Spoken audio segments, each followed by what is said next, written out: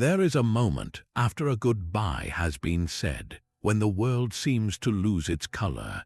It's a quiet, hollow feeling that can hit you in the middle of a crowded room or in the stillness of your own home. You might find yourself replaying conversations, questioning what you could have done differently, or simply feeling adrift in a sea of emotions you never signed up to navigate. If that sounds familiar, if you're in that space right now where the future feels uncertain and the past feels like a weight, I want you to know something very important. You are not alone, and what you are feeling is a testament to your capacity to care. But I also want to introduce you to a way through the storm, a philosophy that has guided people through far greater losses for over 2,000 years. This isn't about building walls around your heart, it's about learning how to stand firm within it. That philosophy is Stoicism. Now, you might have heard that word before and pictured someone who is emotionless, cold, detached from the very feelings that make us human.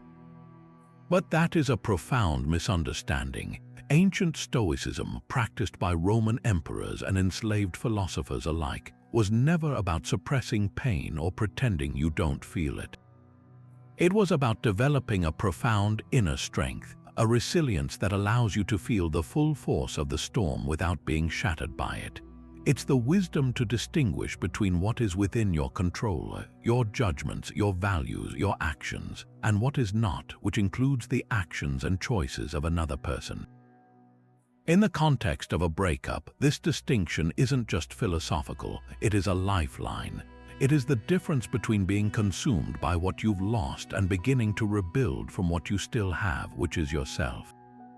In this video, we are going to walk through 25 specific Stoic practices designed to help you do exactly that, to stay grounded when it feels like the ground has vanished beneath your feet.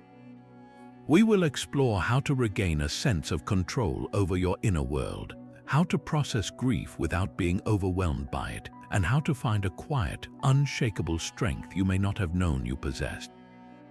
This is not a quick fix, but a journey toward a more resilient and grounded version of yourself. Think of each practice as a tool, a way of seeing your situation through a lens of clarity and empowerment rather than despair. So, if you're ready to transform this challenging time into an opportunity for profound personal growth, let's begin this journey together. And so we arrive at the very first and most vital Stoic practice, the bedrock upon which all the others are built, understanding and applying the dichotomy of control. Picture yourself standing on the shore, watching the waves crash. You cannot command the ocean to be calm. The tides, the wind, the immense power of the water are all beyond your jurisdiction. But you have absolute authority over where you place your feet on the sand, how deeply you breathe, and whether you choose to step back from the surf or stand firm. A breakup is like being caught in a stormy sea. The actions of your ex, the words already spoken, the decisions made, these are the powerful, uncontrollable waves. The dichotomy of control is the profound act of turning your attention away from trying to calm that ocean and instead focusing on securing your own footing. This principle, articulated so clearly by the philosopher Epictetus, who himself was enslaved, draws a bright line through the chaos of life. On one side of the line are the things within our control, our own judgments, our values, our desires and aversions, and most importantly, our voluntary actions and reactions. These are our internal world, the citadel of the self. On the other side of the line lies everything else, our reputation, our wealth, our health, and critically, the actions and opinions of other people. This is the external world, and while we can influence it, we can never truly control it. When a relationship ends, our instinct is to fixate on the external, the uncontrollable. We obsess over why they left, what they're thinking now, whether they'll come back, or what other people are saying. This is like trying to grasp water in your hands. It is an exhausting and ultimately futile effort that drains your energy and prolongs your suffering. The practice, then, is to become an active sorter of your own thoughts. It's a mental exercise you can do in real time, the moment a painful thought arises. Let's say the memory of a final, harsh text message pops into your mind, bringing a wave of anger or sadness. Pause and ask yourself this simple question: is this within my control? The text was sent, the words are out there. That event is in the past, firmly in the category of the uncontrollable. To spend your mental energy replaying it, wishing it away, or crafting a perfect response you'll never send is to pour your precious life force into a bucket with a hole in the bottom. Now ask the second part of the question: what is within my control here? You control your judgment about that text. You can choose to see it as a reflection of their pain rather than your worth. You control your next action. You can choose to close the messaging app, to take a walk, to call a supportive friend. You control your focus. You can gently guide your attention back to your own breathing, to a project that matters to you, to the simple fact that you are here now and you are okay. This isn't a one-time event. It's a discipline you apply again and again, like strengthening a muscle. Every time you catch yourself agonizing over an uncontrollable, you have an opportunity to reclaim your power.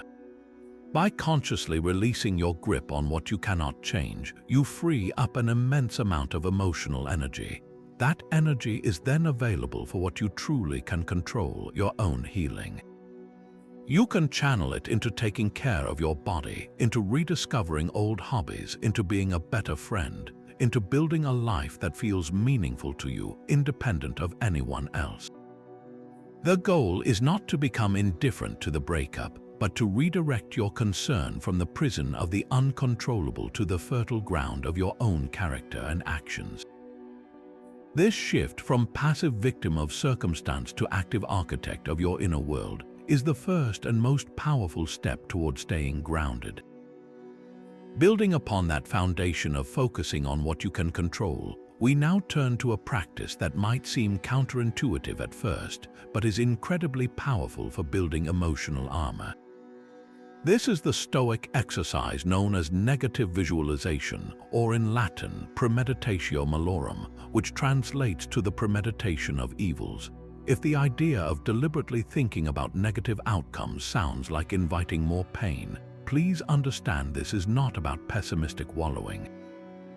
It is, in fact, a form of mental inoculation. Just as a vaccine introduces a small, weakened version of a virus to prepare your immune system for the real thing, negative visualization introduces a controlled version of a feared scenario to prepare your mind. The goal is not to make yourself miserable, but to desensitize yourself to the shock of adversity so that when or if it arrives, you are not caught off guard and can respond with clarity instead of panic. In the context of a breakup, this practice involves consciously and calmly contemplating life without your former partner. This isn't about demonizing them or rewriting your shared history with anger. It's a clear-eyed assessment of the new reality. You might think about the quiet moments that will feel different, like eating dinner alone or having a free Saturday with no plans. You could consider the practical challenges, such as managing finances on a single income or figuring out new living arrangements. You might even allow yourself to briefly touch upon the feeling of loneliness that can surface in a crowd. The crucial difference between this Stoic exercise and anxious rumination is control and intent. Anxious rumination is a chaotic, involuntary spiral that leaves you feeling powerless. Negative visualization is a deliberate, timed practice that you initiate and conclude, putting you firmly in the driver's seat of your own thoughts. So, how do you actually do this without it turning into an unproductive worry session? Let's walk through a simple, structured approach you can incorporate into a few minutes of your day, perhaps in the morning as a preparation for what lies ahead. First, find a quiet space where you won't be interrupted. Close your eyes and take a few deep breaths to center yourself. Begin by gently bringing to mind a specific aspect of post-breakup life that you find particularly challenging. Let's use the example of facing a social event alone that you would have previously attended as a couple. Don't just skim the surface, visualize it in detail. Picture yourself walking in, seeing other couples, feeling that initial pang of being out of place. Acknowledge the emotion that arises, perhaps it's anxiety or sadness, and simply observe it without judgment, as if you were a scientist studying a natural phenomenon. Now take it a step further. Imagine the scenario playing out in a mildly challenging way. Maybe you struggle to find someone to talk to for a few minutes, or you have to answer a well-meaning but painful question about the breakup. Sit with that feeling of discomfort for a moment. Then, and this is the most important part, shift your focus to how you would respond with strength and virtue. Visualize yourself not as a victim of the situation, but as an active participant guided by Stoic principles. See yourself taking a deep breath, remembering what is within your control, your posture, your attitude, your choice to engage with others. Picture yourself walking over to a friend or even striking up a conversation with a stranger, acting with courage and self-respect. Finally, conclude the exercise by reminding yourself of the impermanent nature of all things, including this difficult feeling. Open your eyes and return to the present moment, carrying with you the quiet confidence that you have already faced this challenge in your mind and are prepared to handle it in reality. By regularly engaging in this mental rehearsal, you accomplish two profound things. First, you rob the worst-case scenario of its terrifying power. When you've already visited a place in your imagination and survived, the actual experience loses its element of surprise and feels far more manageable. The monster under the bed is always scariest when it's unseen. Negative visualization turns on the light. Second, and perhaps more importantly, you are actively building your resilience. You are not waiting for life to happen to you. You are proactively preparing for it. This practice reinforces the core Stoic belief that our well-being does not depend on external circumstances always being favorable, but on our internal capacity to navigate them with wisdom and fortitude. You are training your mind to see challenges not as threats, but as opportunities to practice the virtues you wish to embody. This idea of mentally preparing for challenges leads us directly to a deeper, more transformative Stoic principle, the practice of loving your fate, or amor fati. While negative visualization helps us brace for potential difficulties, amor fati invites us to go a step further and embrace everything that happens, not as a setback, but as an essential thread in the fabric of our lives. This might sound like an impossible task when you're heartbroken. How can you possibly love the pain of a breakup? The key is to understand that amor fati is not about enjoying the moment of loss. It's about loving the totality of your story, including the chapters of pain, because they are integral to who you are becoming. It is the radical acceptance of the fact that all things, especially relationships, are transient by their very nature. Think about the changing of the seasons. In the full bloom of summer, we don't spend our days in anxious dread of the coming autumn. We understand that the vibrant green leaves are destined to change color, to fall, and make way for a period of quiet and rest. The cycle isn't a tragedy. It is natural, necessary, and even beautiful in its own right. A relationship can be viewed in a similar light. It had its spring of new beginnings, its summer of warmth and growth, and perhaps now it has reached its autumn. Fighting this natural cycle is like standing in a forest in October, shaking your fist at a falling leaf and demanding it return to the branch. The resistance itself is what creates the greatest suffering, the exhausting battle against a reality that has already unfolded. The Stoics, particularly the Roman Emperor Marcus Aurelius, constantly reminded themselves of the impermanence of the world. He would write in his private journal, known today as Meditations, about how all things are fleeting: fame, wealth, pleasure, and even our own lives. This wasn't a morbid fixation, but a tool for cultivating appreciation and reducing attachment. When you deeply internalize that nothing lasts forever, you begin to value the present moment more intensely. You stop taking things for granted. Applied to a past relationship, this perspective allows you to reframe its end. Instead of seeing it as a personal failure or a wasted investment, you can start to see it as a complete experience that served its purpose for a time. It taught you lessons about love, about yourself, about your needs and boundaries. The relationship was a season in your life, and its conclusion does not erase the value it held while it lasted. So how do you practice this when your emotions are pulling you in the opposite direction?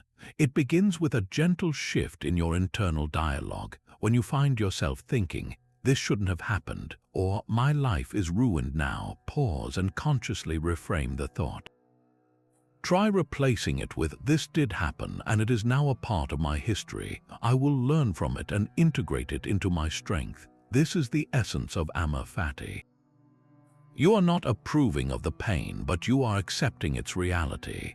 You are choosing to believe that even this difficult event is not an interruption of your life's path, but a part of the path itself. This acceptance is a powerful antidote to resistance. When you stop fighting what is true, you conserve an enormous amount of energy that was previously spent on denial, anger, and bargaining. That freed-up energy can then be directed toward healing and moving forward. This practice transforms grief from a state of passive suffering into an active process of integration. You allow yourself to feel the sadness without being consumed by it, because you understand it as a natural response to loss, not as a permanent condition. By loving your fate, by accepting the breakup as a necessary event that has shaped you, you reclaim authorship of your story. You are no longer a character who was tragically written out of a narrative. You are the author who understands that conflict and resolution are both essential for a compelling story. This stance doesn't make the hurt disappear overnight, but it plants the seeds for a profound and resilient peace, one that is rooted in the unshakable understanding that you are capable of weathering any season. Now, having embraced the idea that all events, even painful ones, are part of our fate, we can turn our attention to what we are meant to do with that reality. This brings us to the fourth Stoic way to stay grounded, which is to shift your entire focus from your circumstances onto your character. The ancient Stoics held a radical and empowering belief: the only true good in life is a virtuous character. Everything else, our health, our wealth, our relationships, they classified as preferred indifference. This means that while it's natural and perfectly reasonable to prefer having a loving partner, not having one is not, in itself, an evil. The only real evil, according to this philosophy, is acting without virtue, without courage, justice, wisdom, and temperance. Conversely, the only real good is the opportunity to practice these virtues, especially when circumstances are difficult. A breakup, then, ceases to be merely a catastrophic event and transforms into a training ground for your soul. Let's make this distinction crystal clear. The circumstance is the breakup itself, the fact that the relationship has ended. This is an external event, and by the dichotomy of control we discussed earlier, it lies largely outside your command. You cannot force someone to love you or to stay, but your character is your internal response to that breakup. This is your domain, your sacred space of absolute control. The Stoic question is not, "Why did this happen to me?" but rather, "How can I navigate this happening with integrity?" When you wake up in the morning feeling the weight of the loss, the challenge is not to change the fact of the loss, but to choose how you will carry that weight. Will you drag it behind you with resentment, or will you use it to build the muscles of your resilience? The event itself is neutral. It is your response that gives it meaning and defines who you are in its wake. So, what does this look like in practice? It means consciously looking for opportunities to exercise specific virtues each day. Let's take the virtue of justice, which for the Stoics included fairness and kindness in our dealings with others. In the raw aftermath of a split, the temptation to vilify your ex, to gossip to mutual friends, or to send an angry text can be overwhelming. It feels like a way to reclaim power. But practicing justice means asking yourself, is it fair to define this entire person by the pain of our ending? Is it kind to damage their reputation even if they hurt me? Choosing to speak about them with neutrality or even a measured generosity, especially when it's difficult, is not about letting them off the hook. It is an act of profound self-respect. You are demonstrating that your character is not for sale, that it cannot be cheapened by bitterness.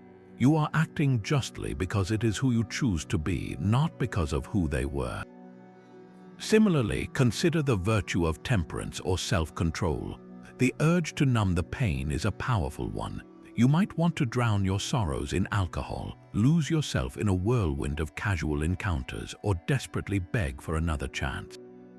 These are all reactions driven by a desire to escape the discomfort of the present moment. Temperance is the muscle that allows you to pause. It is the inner strength to say, I feel this intense urge, but I will not be ruled by it. Resisting the impulse to send that late-night message is an exercise in temperance. Choosing to go for a run instead of opening a bottle of wine is temperance. It's the practice of aligning your actions with your long-term well-being rather than your short-term impulses. Each time you succeed, you reinforce the truth that you are the master of your own ship, even in stormy seas. And then there is courage, which is perhaps the most vital virtue for this journey. Courage here isn't the absence of fear or sadness. It is the determination to move forward in spite of them. It takes courage to sit alone with your thoughts instead of frantically seeking distraction. It takes courage to delete their photos, not out of anger, but out of a commitment to your own healing. It takes courage to show up for your life, to go to work, to see friends, to be fully present. When a part of you wants to hide under the covers, every time you do something that feels difficult but necessary for your growth, you are practicing courage. Your character is being sculpted in those moments of conscious choice. The breakup becomes the raw marble, and your virtuous actions are the chisel. The circumstance hasn't changed, but you are actively creating something beautiful and strong from within it. This is how you stay grounded. You stop focusing on the earthquake and start focusing on building a stronger foundation, one virtuous choice at a time. Focusing on building your character through virtuous action is a powerful shift, but it requires a deep and honest understanding of the raw material you're working with, your own mind. This brings us to the fifth Stoic practice, a tool for emotional excavation that is as practical as it is profound: journaling your judgments. We often think of journaling as a way to vent, to pour our unfiltered sadness and anger onto the page. And while that can offer a momentary release, Stoic journaling has a different, more surgical purpose. It's not about dwelling on the feeling itself, but about dissecting the specific judgment that gave rise to that feeling in the first place. The Stoics believed that it is not events that disturb us, but our interpretations of those events. A breakup is an event. The thought, "This proves I am unlovable," is a judgment. And that judgment is the true source of the pain. Think of your mind as a courtroom. When a painful emotion arises, like a wave of despair after seeing a happy couple, it's like a verdict has been handed down. Journaling is your opportunity to step back and become both the defense attorney and the impartial judge. You are challenging the automatic, often irrational, ruling that your mind has made. The process is simple in structure but deeply transformative in practice. You begin by writing down the painful thought exactly as it appears in your mind, with no sugarcoating. For instance, "I will never find a connection like that again," or "This pain is going to last forever." Seeing the words on paper immediately creates a small distance, pulling the thought out of the shadowy realm of pure feeling and into the light where you can examine it objectively. Once the judgment is on the page, the real work begins. You take on the role of a gentle but firm investigator, asking a series of clarifying questions. The first and most important question is this thought absolutely and universally true? This is where you apply the scalpel of reason. The statement, "I will never find a connection like that again," makes a definitive claim about the entire future, a future that is completely unknown and uncontrollable. Is it absolutely true? Of course not. It is a prediction, a story your mind is telling based on current pain. The next question is, what concrete evidence contradicts this judgment? This is where you gather facts to build your case against the negative thought. Have you formed deep connections with friends or family members? Have you ever overcome a difficult period in the past and found happiness again? This evidence proves that your capacity for connection and resilience is not destroyed. It is merely clouded by present circumstances. Then broaden the perspective. Ask, how might someone else, like a wise and compassionate friend, view this situation? This forces you out of your own narrow, pain-filled viewpoint. A good friend wouldn't tell you that you are doomed to loneliness. They would likely remind you of your strengths, your worth, and the fact that many people experience breakups and go on to build even more fulfilling relationships. Finally, and this is crucial, reframe the original judgment into a more accurate and empowering statement. Transform, "I will never find a connection like that again," into, "I am grieving the loss of a meaningful connection, and that is natural. My future is unwritten, and I am capable of building new bonds when the time is right." This new statement isn't a naive affirmation. It is a reasoned, balanced perspective that acknowledges the pain without being enslaved by a catastrophic prediction. This practice of journaling your judgments does something remarkable. It helps you clean the lens through which you see the world. The raw event of the breakup is like light entering a camera. The judgment is the filter you place over the lens. If that filter is clouded with beliefs like "I am unworthy" or "I am doomed," every aspect of your life will appear dark and hopeless. By consciously identifying and challenging those filters, you begin to see reality more clearly.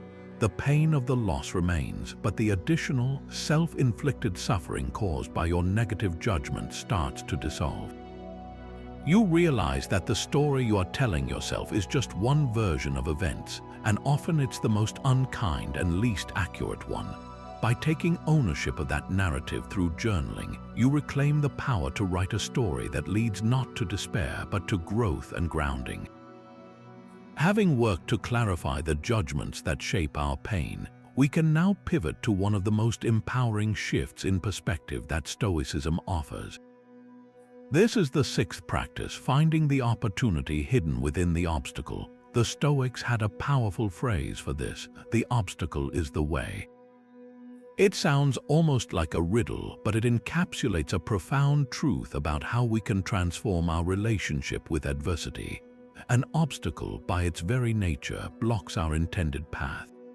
Our initial reaction is to see it as a purely negative event, a wall that stops our progress.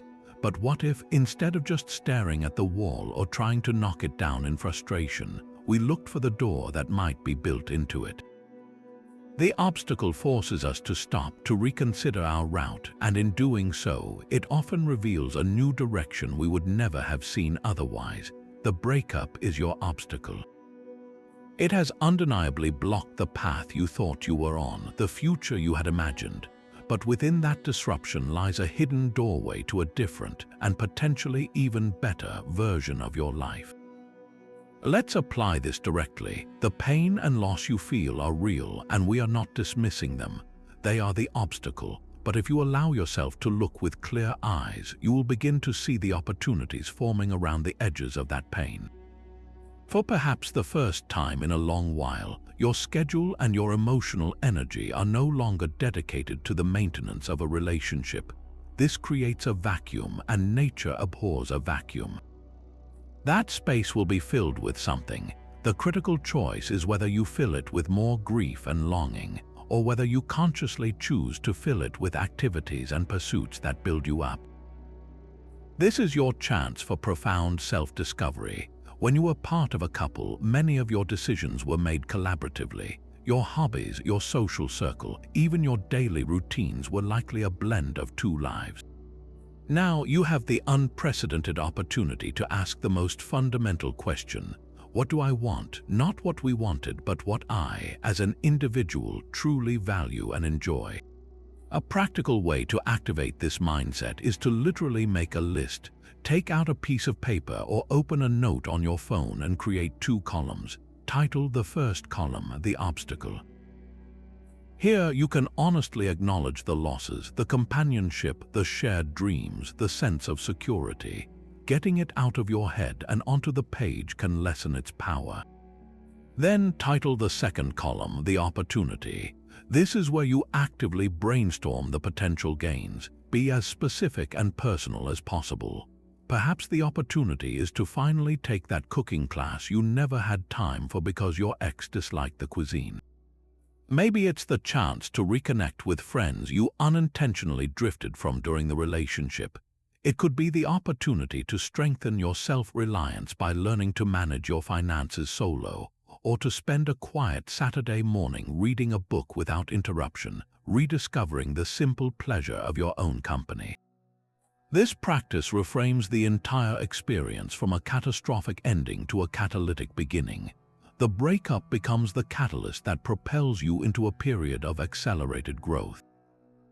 Think of a forest fire. It is destructive and terrifying in the moment, burning down tall, familiar trees.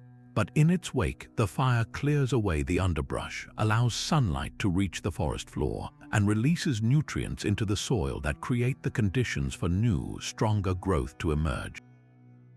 Your heartache is the fire. It is clearing away the old patterns and dependencies to make room for a sturdier, more independent you.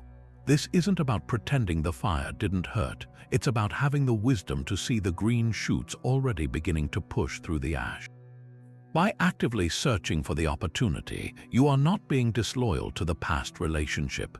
You are being profoundly loyal to your own future, choosing to believe that even this painful event can be woven into the fabric of a life that is rich, resilient, and authentically your own. Having established the importance of reframing your perspective to find opportunity in adversity, we must now address a very practical and necessary step in creating the mental space for that growth to occur. The 7th Stoic practice is about consciously and strategically limiting your exposure to triggers. In the immediate aftermath of a separation, your emotional defenses are likely depleted. It's a vulnerable time, and the modern world, especially through social media, provides a constant, low-effort pathway to reopen those wounds. Checking their profile, seeing a photo pop up unexpectedly, or driving past a familiar restaurant, these aren't just passing thoughts. They are emotional triggers that can instantly transport you back to the pain, hijacking your nervous system and pulling you out of the present moment where your healing is actually happening. A Stoic approach to this is not about cowardice or hiding from reality. It is an act of profound wisdom and self-preservation, akin to a doctor putting a cast on a broken leg to allow it to mend without being jostled. The philosopher Seneca often wrote about the importance of controlling our environment to foster tranquility. He advised avoiding crowds and chaotic situations not because we are weak, but because we are prioritizing the conditions necessary for our peace of mind. In your situation, the digital world and your physical surroundings can become sources of that chaos. The urge to check in on your ex is powerful. It masquerades as a need for connection or closure, but it is almost always a compulsion driven by pain. Every time you succumb to that urge, you are essentially picking at a scab, preventing the wound underneath from healing. You are voluntarily submitting yourself to an emotional roller coaster that you have the power to step away from.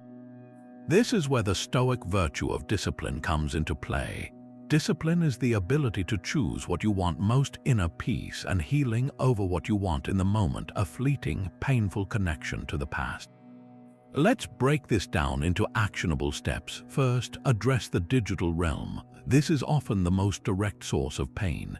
The Stoic action here is clear and decisive. Mute or temporarily unfollow your ex on social media. You do not need to make a dramatic announcement or block them out of anger. This is not a punitive measure against them. It is a protective measure for you. It is a rational choice to remove a persistent source of agitation from your daily life. By muting their updates, you are not denying that they exist. You are simply acknowledging that watching the curated highlights of their life without you is a form of self-torture that serves no constructive purpose. It feeds the part of your mind that is still bargaining and comparing, pulling you back into a dynamic that is now over. This creates the quiet necessary for your own thoughts to settle and for reason to regain its footing. Next, turn your attention to your physical environment. Our surroundings are filled with anchors to our memories. A gifted sweater in the closet, a concert ticket stub on the dresser, a particular scent of candle. These objects hold emotional charge. Gathering these items and placing them in a box out of sight is not an act of erasure. It is an act of respect for your current emotional state. You are creating a sanctuary for your present self, a space that isn't constantly whispering reminders of a past that causes you pain. This isn't about throwing everything away in a fit of passion. That would be an emotional reaction. Instead, it is a calm, deliberate decision to store these mementos for a time when they can be viewed with nostalgia rather than acute sorrow. You are controlling your sensory input to support your healing, just as you would dim the lights to soothe a headache. It is vital to frame this practice correctly, both to yourself and to others who might question it. This is not running away. Running away would be refusing to accept that the relationship has ended. What you are doing is the opposite. You are fully accepting the new reality and then making intelligent choices to navigate it successfully. A soldier does not prove their bravery by standing in the line of fire unnecessarily. They take cover to regroup and fight another day. You are taking strategic cover from the emotional shrapnel. This is a temporary measure of discipline, a designated period for your heart and mind to convalesce. The goal is not to avoid these triggers forever, but to reach a point of such inner strength that encountering them no longer throws you into turmoil. By consciously limiting your exposure now, you are not building a wall around your life.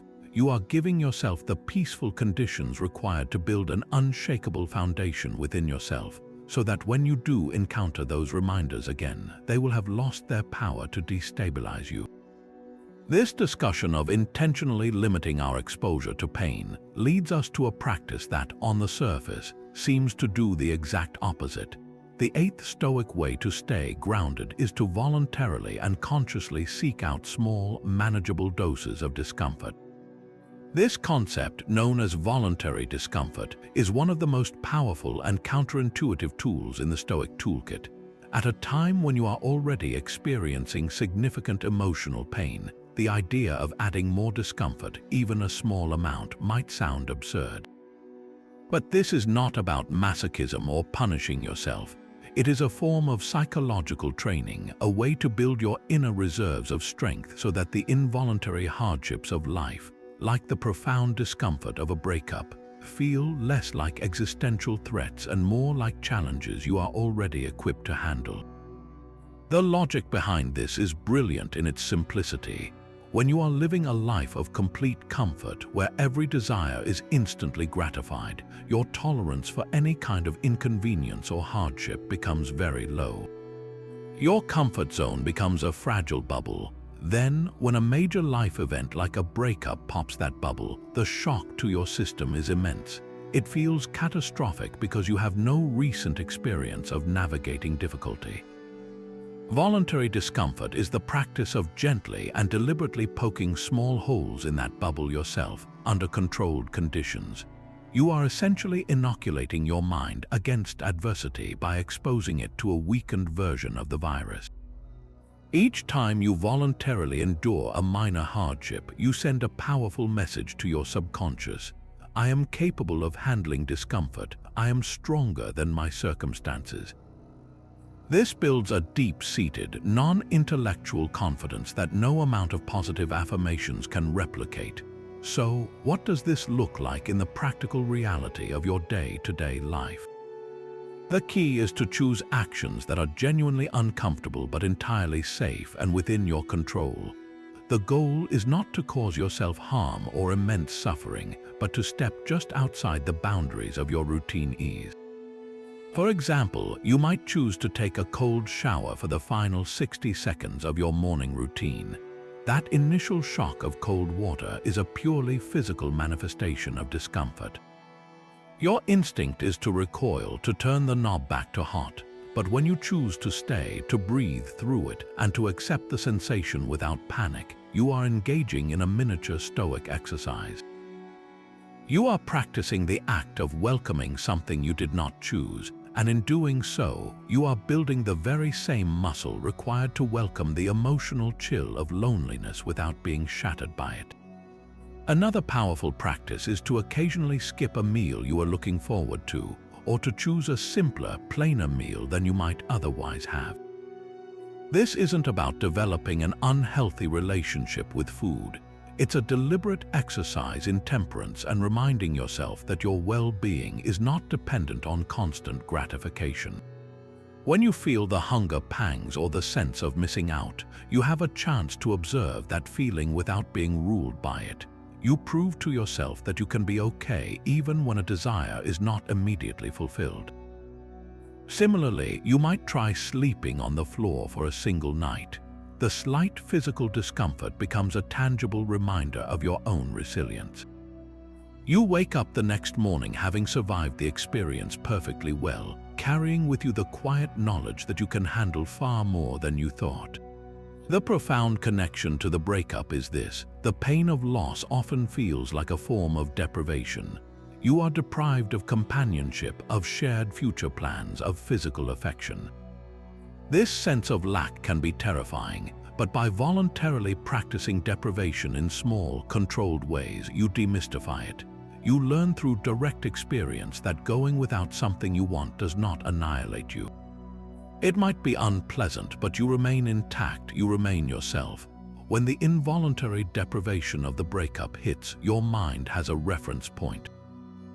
It can recall, I have handled cold, I have handled hunger, I have handled physical discomfort by choice. I can handle this emotional discomfort that life has handed me. This doesn't erase the heartache, but it strips it of its terrifying power. The breakup shifts from being a monster under your bed to a difficult training partner, pushing you to grow stronger. By regularly engaging in voluntary discomfort, you are not building a callus against feeling, but rather a backbone of unshakable confidence that you can feel deeply and still stand firm. This practice of voluntarily embracing discomfort prepares us to handle the external shocks of life. But what about the internal storms that arise when our own minds get lost in time? This leads us to the 9th Stoic practice, a powerful technique for finding immediate refuge when emotions feel overwhelming, anchoring yourself firmly in the present moment. The Stoics understood a fundamental truth about human suffering that is echoed in modern mindfulness. We are rarely broken by what is actually happening right now. More often, we are crushed by the weight of the past, which we can no longer change, or paralyzed by anxiety about a future that has not yet arrived and is largely unknown. A breakup is a perfect catalyst for this kind of temporal exile.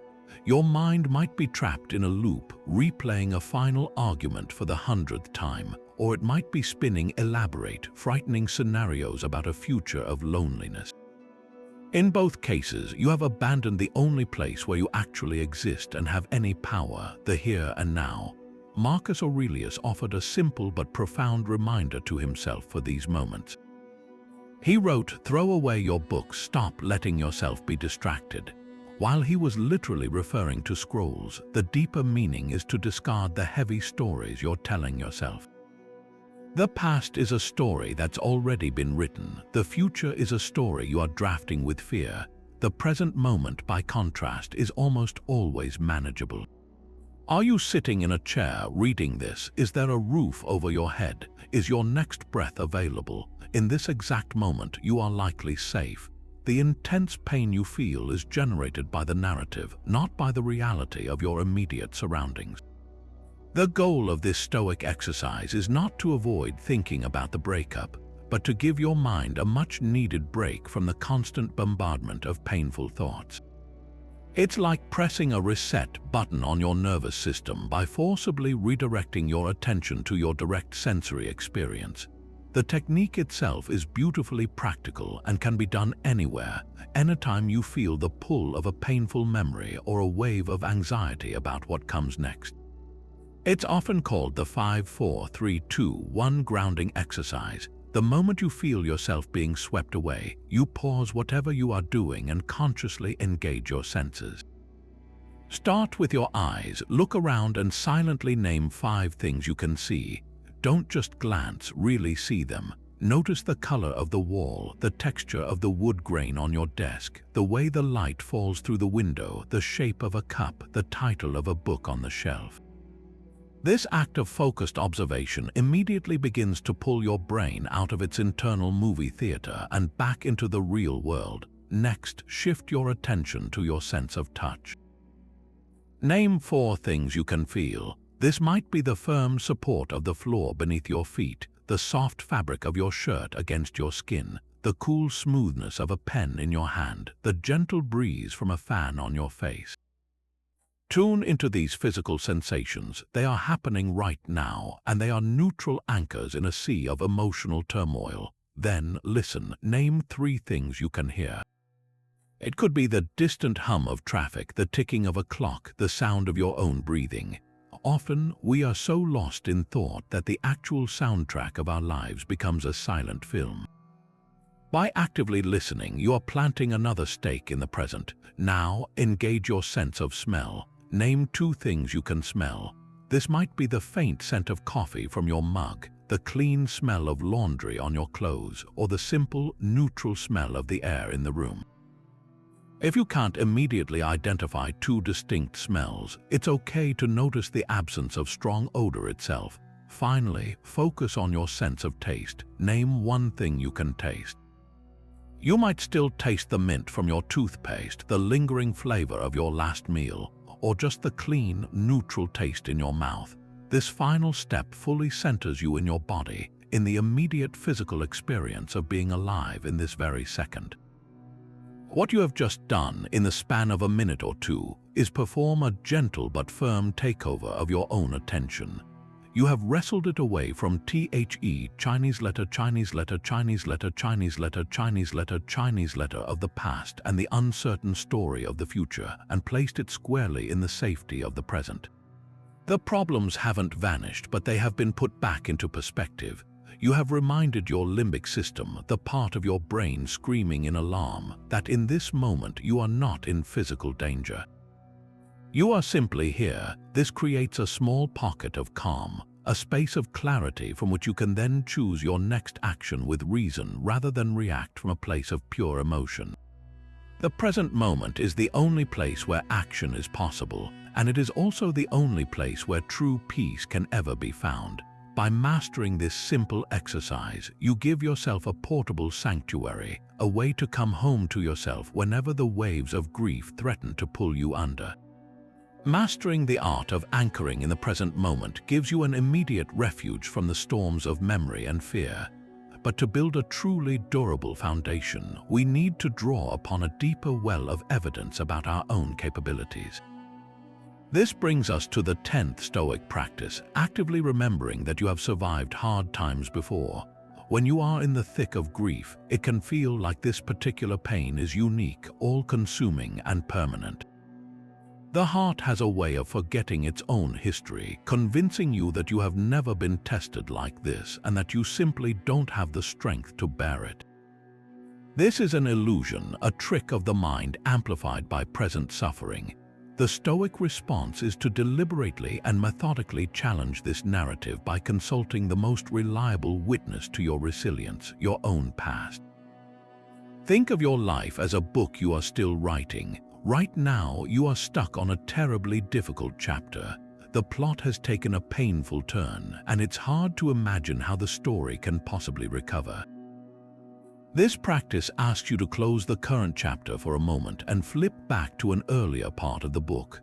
Find a chapter where you faced a different kind of adversity. Perhaps it was a previous heartbreak that felt just as devastating at the time. Maybe it was a professional failure, a health scare, or a period of profound loneliness. The specific event matters less than the universal truth it reveals.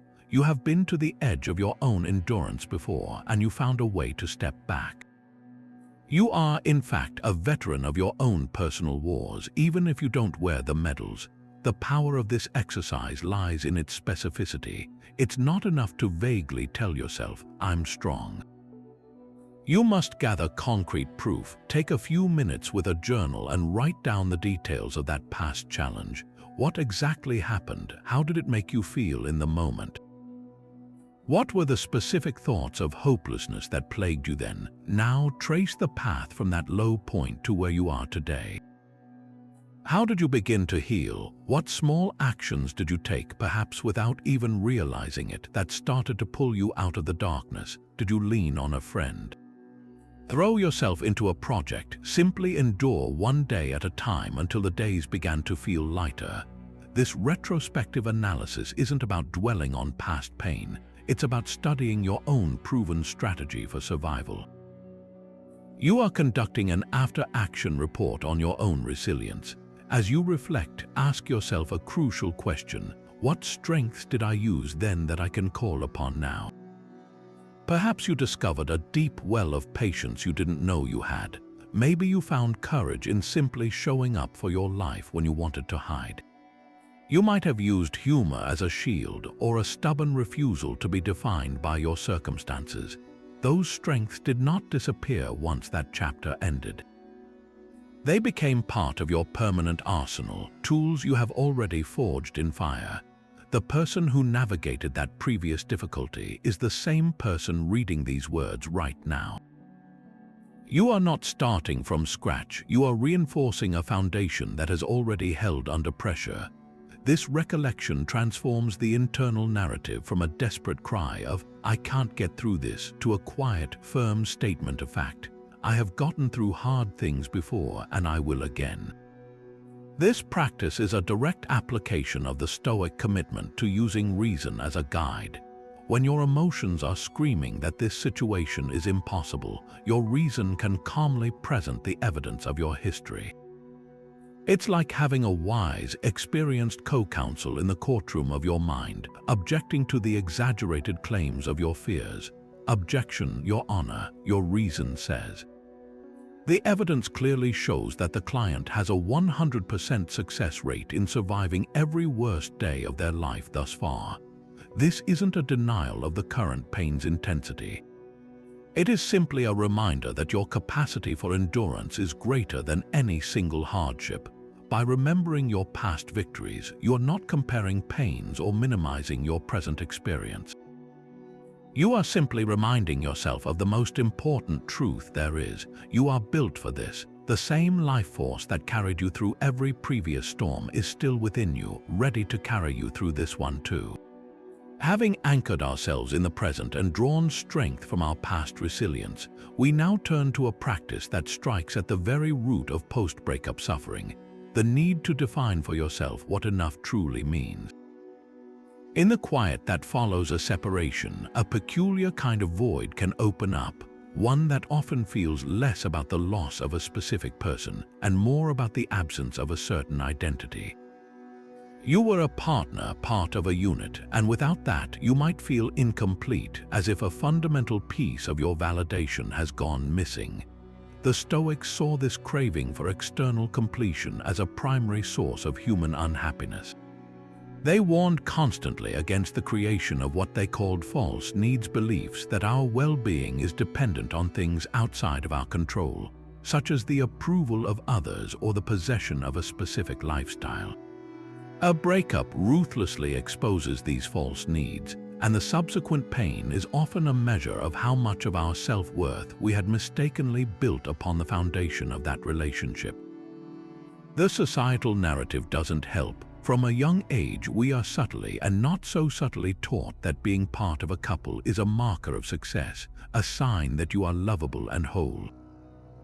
When that marker is taken away, it can feel like a public demotion. You might catch yourself thinking, "I am not enough on my own," or "My life is lacking because I don't have a partner to share it with." These are not facts, they are judgments, and they are judgments that you have the power to re-examine. The 11th Stoic practice is precisely this act of re-examination. It's a conscious, deliberate process of auditing your own needs and separating the authentic requirements for a good life from the manufactured desires that society or your own insecurities have sold you. The goal is to reach a point of genuine self-sufficiency where your sense of completeness comes from within, making you immune to the turbulent winds of external circumstance. So how do you begin this audit? It starts with a simple but profound question. What does enough look like for me right now, independent of anyone else? This question forces you to shift your focus from what you have lost to what you still possess in abundance. Let's break it down into 3 key areas. First, consider companionship. The end of a romantic relationship can create a deep sense of loneliness, but it's crucial to distinguish between the specific intimacy of a partnership and the broader, equally vital human need for connection. Ask yourself, do I have enough platonic love in my life? Are there friends or family members whose company genuinely nourishes me? The Stoics placed immense value on friendship, seeing it as a relationship based on voluntary virtue rather than neediness. Cultivating these connections reminds you that you are embedded in a web of care, that your worth is recognized by others not because you are half of a couple, but because of who you are as an individual. Next, examine your sense of purpose. A relationship often provides a shared narrative, a we that gives direction to daily life. Without it, you might feel aimless. This is your opportunity to ask, what gives my life meaning on my own terms? Do I have enough engaging work, meaningful hobbies, or voluntary pursuits that make me feel productive and alive? Purpose isn't something you find, it's something you build through action. Throwing yourself into a project, learning a new skill, or contributing to your community are all ways to generate a sense of purpose from the inside out. The ancient Stoics believed that living in accordance with nature and reason was the highest purpose, which for us today translates to using our unique talents to contribute something of value to the world. When your days are filled with activities that feel significant to you, the need for a relationship to provide that significance naturally diminishes. Finally, and most importantly, you must address the foundation of it all, self-worth. This is the core Stoic project. Your worth cannot be something granted to you by another person's affection or revoked by their departure. It must be rooted in something unshakable, your own character. Ask yourself, what are the qualities I admire in a human being? Is it integrity, courage, kindness, resilience? Now, the critical follow-up. Am I actively cultivating those qualities within myself? Your self-worth should be a direct reflection of your progress toward being the person you want to be. Every time you choose honesty over a convenient lie, kindness over pettiness, or courage over fear, you are making a deposit into your own account of self-respect. This internal scorecard is the only one that truly matters. When you know deep in your bones that you are living by your principles and striving to be a good person, the opinion of an ex-partner, or the fact that you currently don't have a partner at all, loses its power to define you. Defining your own enough is an act of profound liberation. It moves you from a position of lack where you are desperately seeking another person to complete you, to a position of abundance where you are already whole. This doesn't mean you will never desire a relationship again. It means that your desire will shift from a place of neediness to a place of choice. You will no longer be seeking a partner because you feel incomplete without one, but because you have a full life that you are excited to share with someone who complements it. This internal grounding is the ultimate protection against rebounding into an unhealthy relationship simply to fill the void. It allows you to approach dating from a position of strength, clarity, and true self-sufficiency, ensuring that your next connection, when you are ready for it, will be built on a foundation of mutual choice rather than mutual need. Now, as we build upon the foundation of inner self-sufficiency, let's introduce a mental exercise that can instantly shift your entire perspective on the pain you're feeling. This is the 12th Stoic practice known as the view from above meditation. At its heart, this technique is about creating psychological distance, not by ignoring your emotions, but by placing them within a context so vast that their power to overwhelm you begins to naturally recede. When you're immersed in grief, your world can shrink until it contains only the loss, the memories, and the ache of absence. It's like being in a small, windowless room where every thought echoes loudly. The view from above is the practice of mentally constructing a skylight in that room, allowing you to see the open sky and remember that there is a whole world beyond your immediate pain. The exercise is a guided journey of the imagination, and you can do it anywhere, even with your eyes closed for just a few minutes. Let's try it together right now. Begin by settling into your seat, feeling the weight of your body supported by the chair. Take a slow, deep breath, and as you exhale, imagine your consciousness gently lifting up out of the top of your head. You're floating upward, slowly and peacefully. Look down and see the room you're in growing smaller beneath you. You see the building, then your entire street, with cars moving like tiny toys and people as small as ants.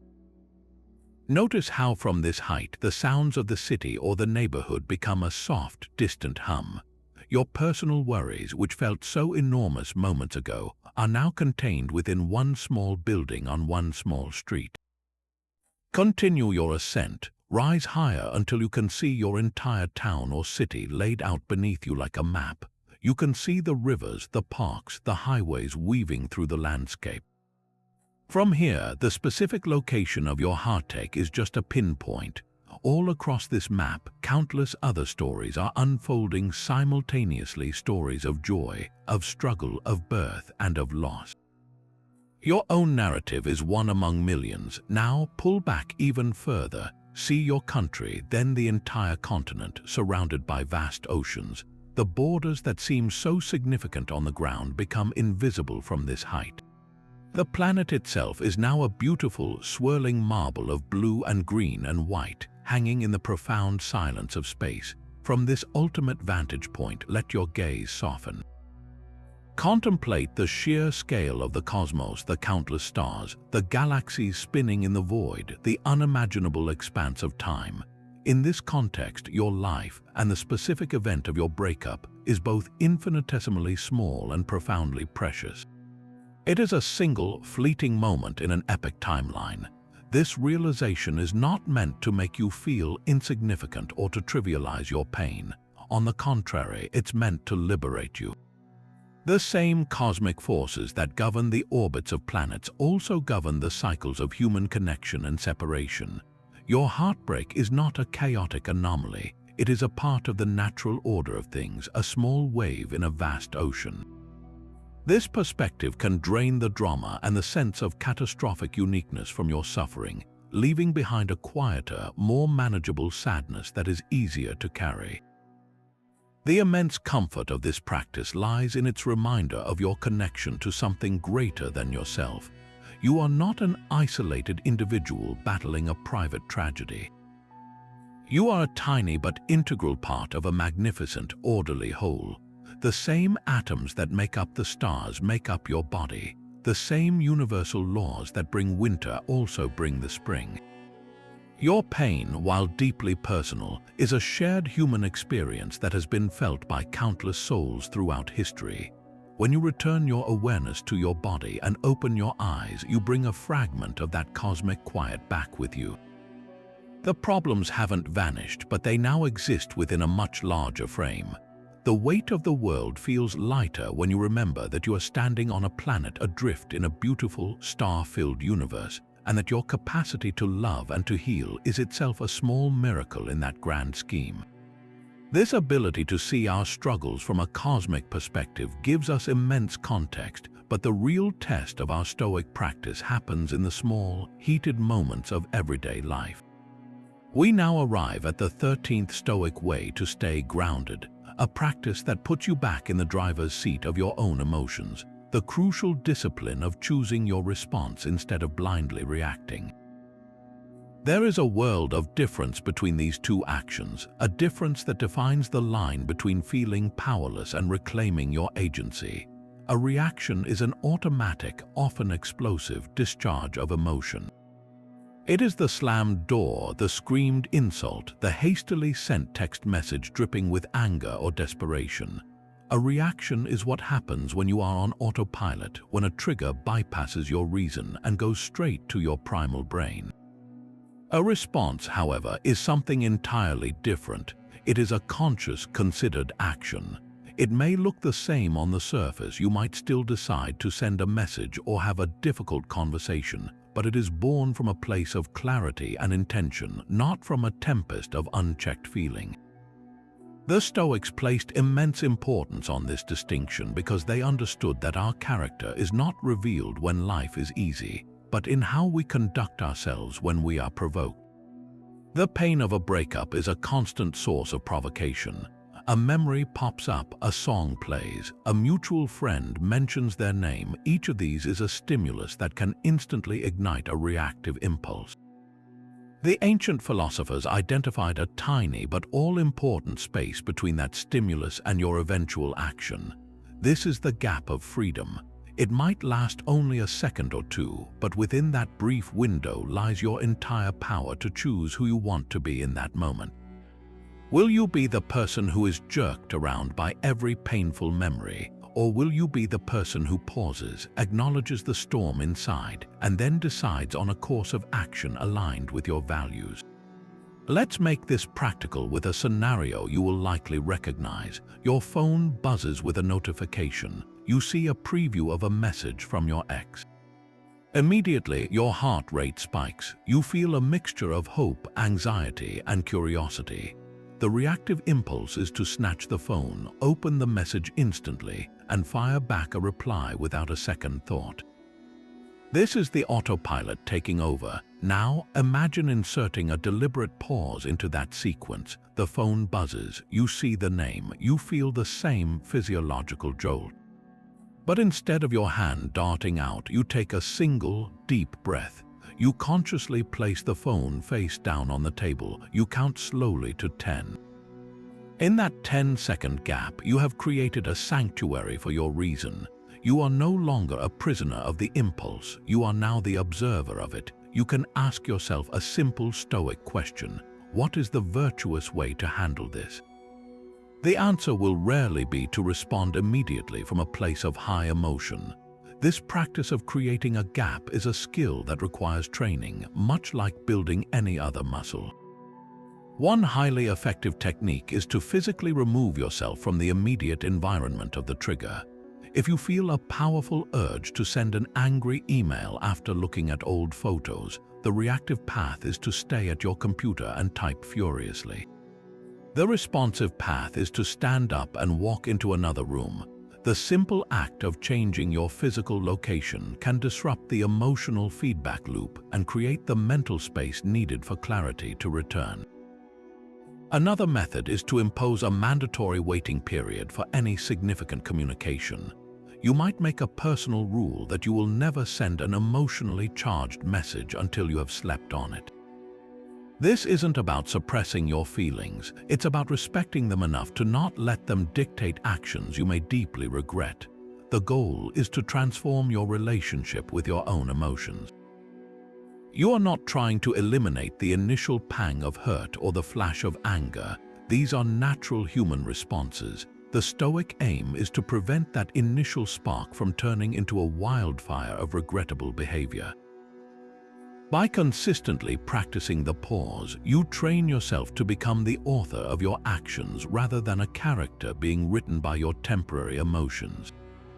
Each time you successfully choose a response over a reaction, you reinforce your own sovereignty. You prove to yourself that you are not your feelings. You are the conscious mind that experiences feelings and then decides what to do with them. This is the essence of staying grounded, building a stable core within yourself that remains undisturbed, not because the storms of life have ceased, but because you have learned to find your footing within them. This profound awareness of your own capacity to choose is your anchor in the storm. But what about the storm itself? The turbulent waves of sadness, anger, and longing can feel so overwhelming that they threaten to submerge even the strongest will.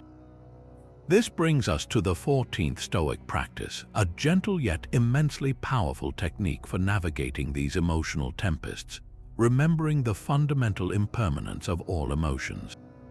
In the absolute depths of a wave of grief, it's incredibly easy to fall into the trap of believing that this is your new, permanent reality. The feeling is so all-consuming that it colors your entire perception of the past, present, and future, convincing you that you will feel this exact same intensity of pain forever. The Stoic response to this is not to fight the emotion or to shame yourself for feeling it, but to become a calm, objective observer of its transient nature. Think of your emotional state not as a solid, unchanging landscape, but as the weather. Some days are clear and sunny, filled with moments of genuine peace or even joy. Other days are overcast with a dull, persistent sadness.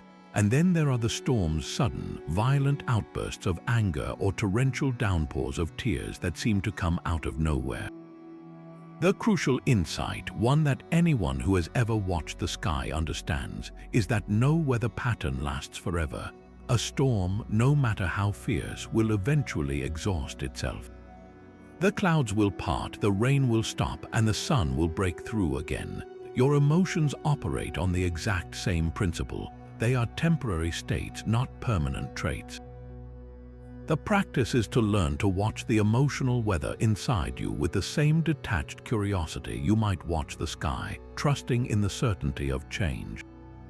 The practical application of this wisdom lies in a subtle but transformative shift in your internal language.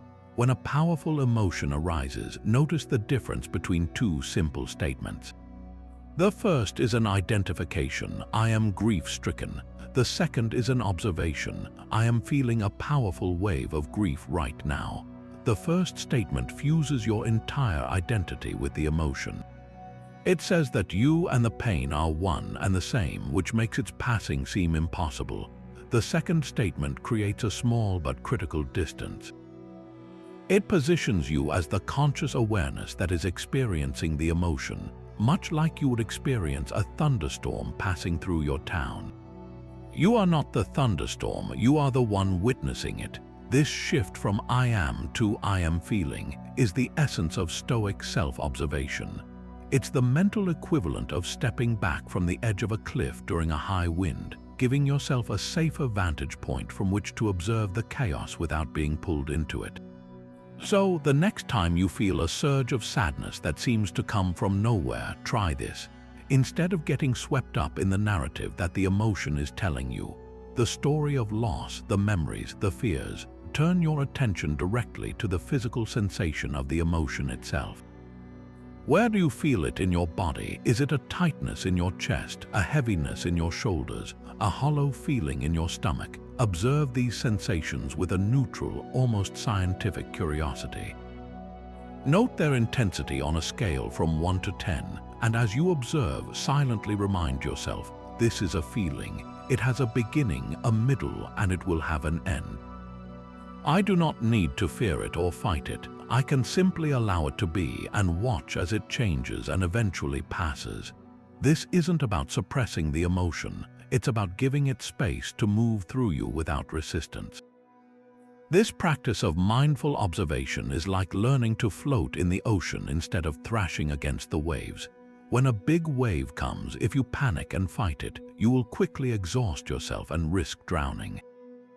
But if you relax your body, trust the buoyancy of the water, and let the wave lift you up and pass underneath you, you will discover that you can ride it out with minimal effort. Your intense emotions are those waves. By observing them with detachment, you are essentially relaxing into them, acknowledging their power without being terrified of it. You are trusting in the natural rhythm of your own emotional landscape. This trust is built on the undeniable evidence of your own experience. Can you recall a single emotion, even the most joyous one, that lasted at the exact same intensity forever? Of course not. Every feeling you have ever had has eventually subsided to make way for another. The deep sorrow you feel today will, in time, soften. It may return in waves, but each wave will be a little less overwhelming than the last, until one day you realize that the ocean within you has grown calm again, having integrated the experience into the depths of your being. This brings us to a pivotal shift in mindset, the 15th Stoic way to stay grounded, focusing your energy entirely on the process of healing rather than anxiously fixating on the outcome. After a breakup, it's completely natural to have a destination in mind. You want to reach a place where the pain is gone, where you feel whole again, perhaps even where you found a new, happier relationship. These desired outcomes dangle in front of us like a finish line we are desperate to cross. But the core Stoic insight, and one that can liberate you from a great deal of suffering, is that these outcomes are what the philosophers called externals. They lie largely outside the sphere of your direct command. You cannot force yourself to feel fine by next Tuesday. You cannot will a perfect new partner into existence. To tie your sense of peace and progress to these uncertain futures is to hand over the reins of your happiness to a universe that does not operate on our personal timetables. So, if the destination is so uncertain, where does that leave you? It leaves you with the most powerful thing you have, the journey itself. The Stoics would argue that the only thing that is truly 100% yours to govern is your present moment activity, the choices you make, the actions you take, the character you display right here, right now. This is the process. Instead of asking yourself every day, "Am I over my ex yet?" which is a question about an outcome you can't control, you start asking a different set of questions entirely, all focused on the process. Did I take 30 minutes today to go for a walk and clear my head? That is within my control. Did I choose to eat a nutritious meal that honored my body? That is within my control. When a painful memory surfaced, did I acknowledge it without letting it dictate my entire afternoon? That too is within my control.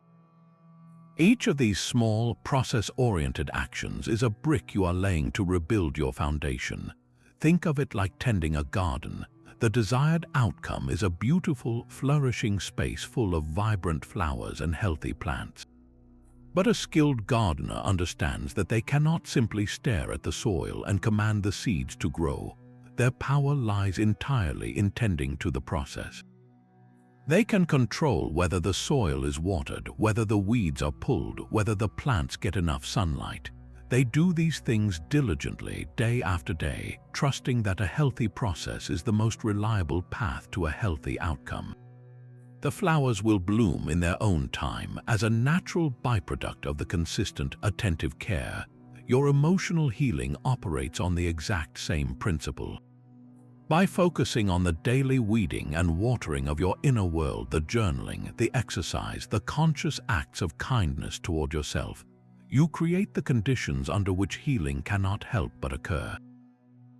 This focus on process transforms healing from a passive state you hope to achieve into an active practice you engage in. It turns vague, overwhelming goals into concrete, manageable tasks. Feeling better is abstract. Committing to making your bed each morning, or calling one supportive friend this week, or reading a few pages of an inspiring book each night, these are concrete. They are actions you can point to at the end of the day and say, "I did that. I honored my commitment to myself." This builds a different kind of momentum, one based on self-trust and agency rather than the fickle winds of emotional weather. Even on a day when you feel sad, if you can still complete your process-oriented tasks, you send a powerful message to your subconscious. My actions are not dictated by my feelings. I am building a life of quality, brick by brick, regardless of the emotional storm that may be passing through. Ultimately, this practice frees you from the tyranny of the timeline. There is no longer a clock ticking, pressuring you to get over it by a certain date. The pressure vanishes because the goalpost is no longer somewhere out in the distant future. It is right here in the present moment. The goal is simply to live this day with as much virtue and self-care as you can muster. Did you act with integrity today? Did you practice courage by facing a difficult emotion without running away? Did you exercise the temperance to avoid a destructive impulse? When you make the process itself the point, every day becomes an opportunity for success, regardless of how you feel. The outcome, a peaceful heart, a renewed sense of self, will eventually arrive, not as a prize you have anxiously grasped for, but as a quiet guest who has moved in unnoticed because you created a home worthy of them. Focusing on the process of healing directs our attention to the actions we can take right now, and one of the most powerful and immediate actions available to us is the 16th Stoic practice, cultivating a disciplined gratitude for what remains. In the shadow of a significant loss, our perception has a natural tendency to narrow, like a camera lens zooming in on a single, painful point. The person who is gone becomes the entire picture, and everything else fades into an indistinguishable blur. The feeling of lack becomes overwhelming, convincing you that you have lost everything of value. Stoicism recognizes this as a trick of the mind, a cognitive distortion born of grief. The counter-move is not to deny the loss, but to deliberately and forcefully widen the lens again, to bring the entire, rich landscape of your life back into focus. This is where the practice of gratitude moves from a nice sentiment to a vital psychological tool. It is a conscious rebellion against the narrative of scarcity that heartbreak tries to impose. The philosopher Seneca, who faced exile and immense personal tragedy, wrote extensively about the importance of appreciating what we have before it is taken away. After a loss, this wisdom takes on a new dimension. It becomes about appreciating what was not taken away: your health, your capacity to see and hear and feel, your intellect, your sense of humor, your friendships, your family, your skills, your past accomplishments, the roof over your head, the simple pleasure of a warm meal. This vast network of support and value remains fully intact. The breakup has not touched these things. Gratitude is the practice of taking an inventory of this enduring wealth, and in doing so, you reclaim the truth that your life is still abundant. The most effective way to operationalize this is through the simple, timeless habit of keeping a daily gratitude list. This isn't about writing vague, general statements like, "I'm grateful for my life." The power lies in specificity. The goal is to hunt for the concrete, often overlooked details that provided a moment of peace or pleasure during your day. The process itself is a form of active training. You are training your brain, which is currently hyper-vigilant for signs of pain and absence, to become equally vigilant for signs of sustenance and presence. It's like strengthening a muscle. The more you use it, the more naturally it functions. Each specific item you write down is a rep for your gratitude muscle, slowly rebuilding its strength against the weight of sorrow. Let's make this practical. Each evening, perhaps right before bed, take a notebook or a notes app and write down 3 specific things you are genuinely grateful for that day. The key is that they must be aspects of your life that exist independently of your past relationship. For instance, instead of a general, "I'm grateful for my friends," you might write, "I'm grateful for the 15-minute phone call with Sarah, where her laughter was so contagious it made me forget my sadness for a few minutes." Instead of "I'm grateful for nature," you could write, "I'm grateful for the exact shade of orange the leaves turned on the tree outside my window this afternoon." This specificity forces you into a state of deep observation, pulling you out of the internal story of loss and into the sensory reality of the present moment. You are cataloging evidence against the feeling of emptiness. This practice does something remarkable to your brain chemistry. Neuroscientists have found that regularly focusing on positive aspects of life can actually strengthen neural pathways associated with contentment and well-being. You are quite literally rewiring your mind from the inside out, shifting its default setting from scanning for threat and lack to noticing safety and abundance.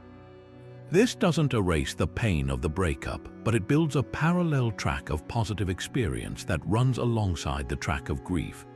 Over time, the gratitude track becomes stronger and more familiar, making it easier to access a sense of groundedness even when sorrow is present. You create a foundation of contentment that is not dependent on your relationship status, but on your fundamental connection to life itself. Furthermore, this practice reinforces the Stoic ideal of self-sufficiency.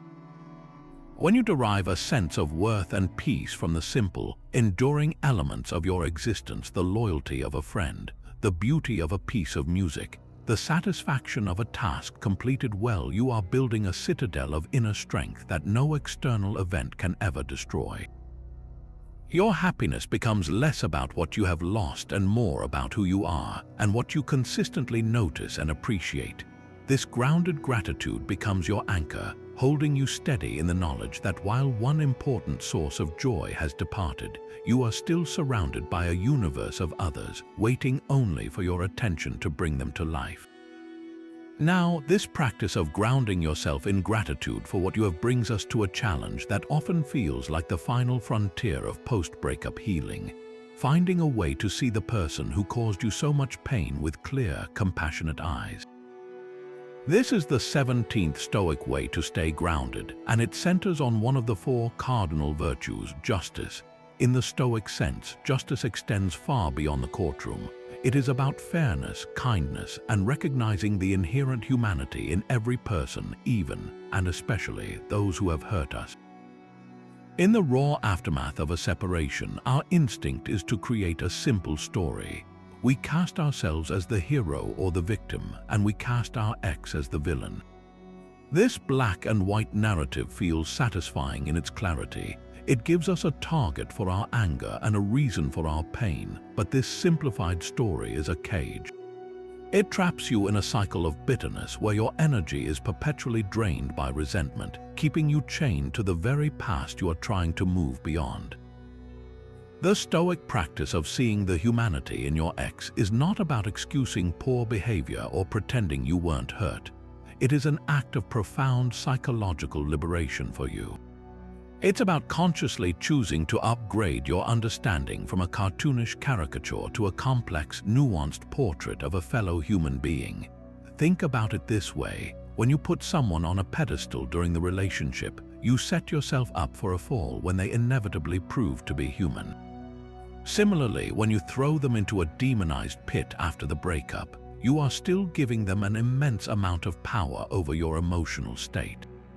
Your peace becomes contingent on their villainy. The Stoic path asks you to bring them back to eye level. See them as neither a monster nor an idol, but as a flawed, imperfect person, just like you, navigating their own life with their own fears, insecurities, and limited perspective.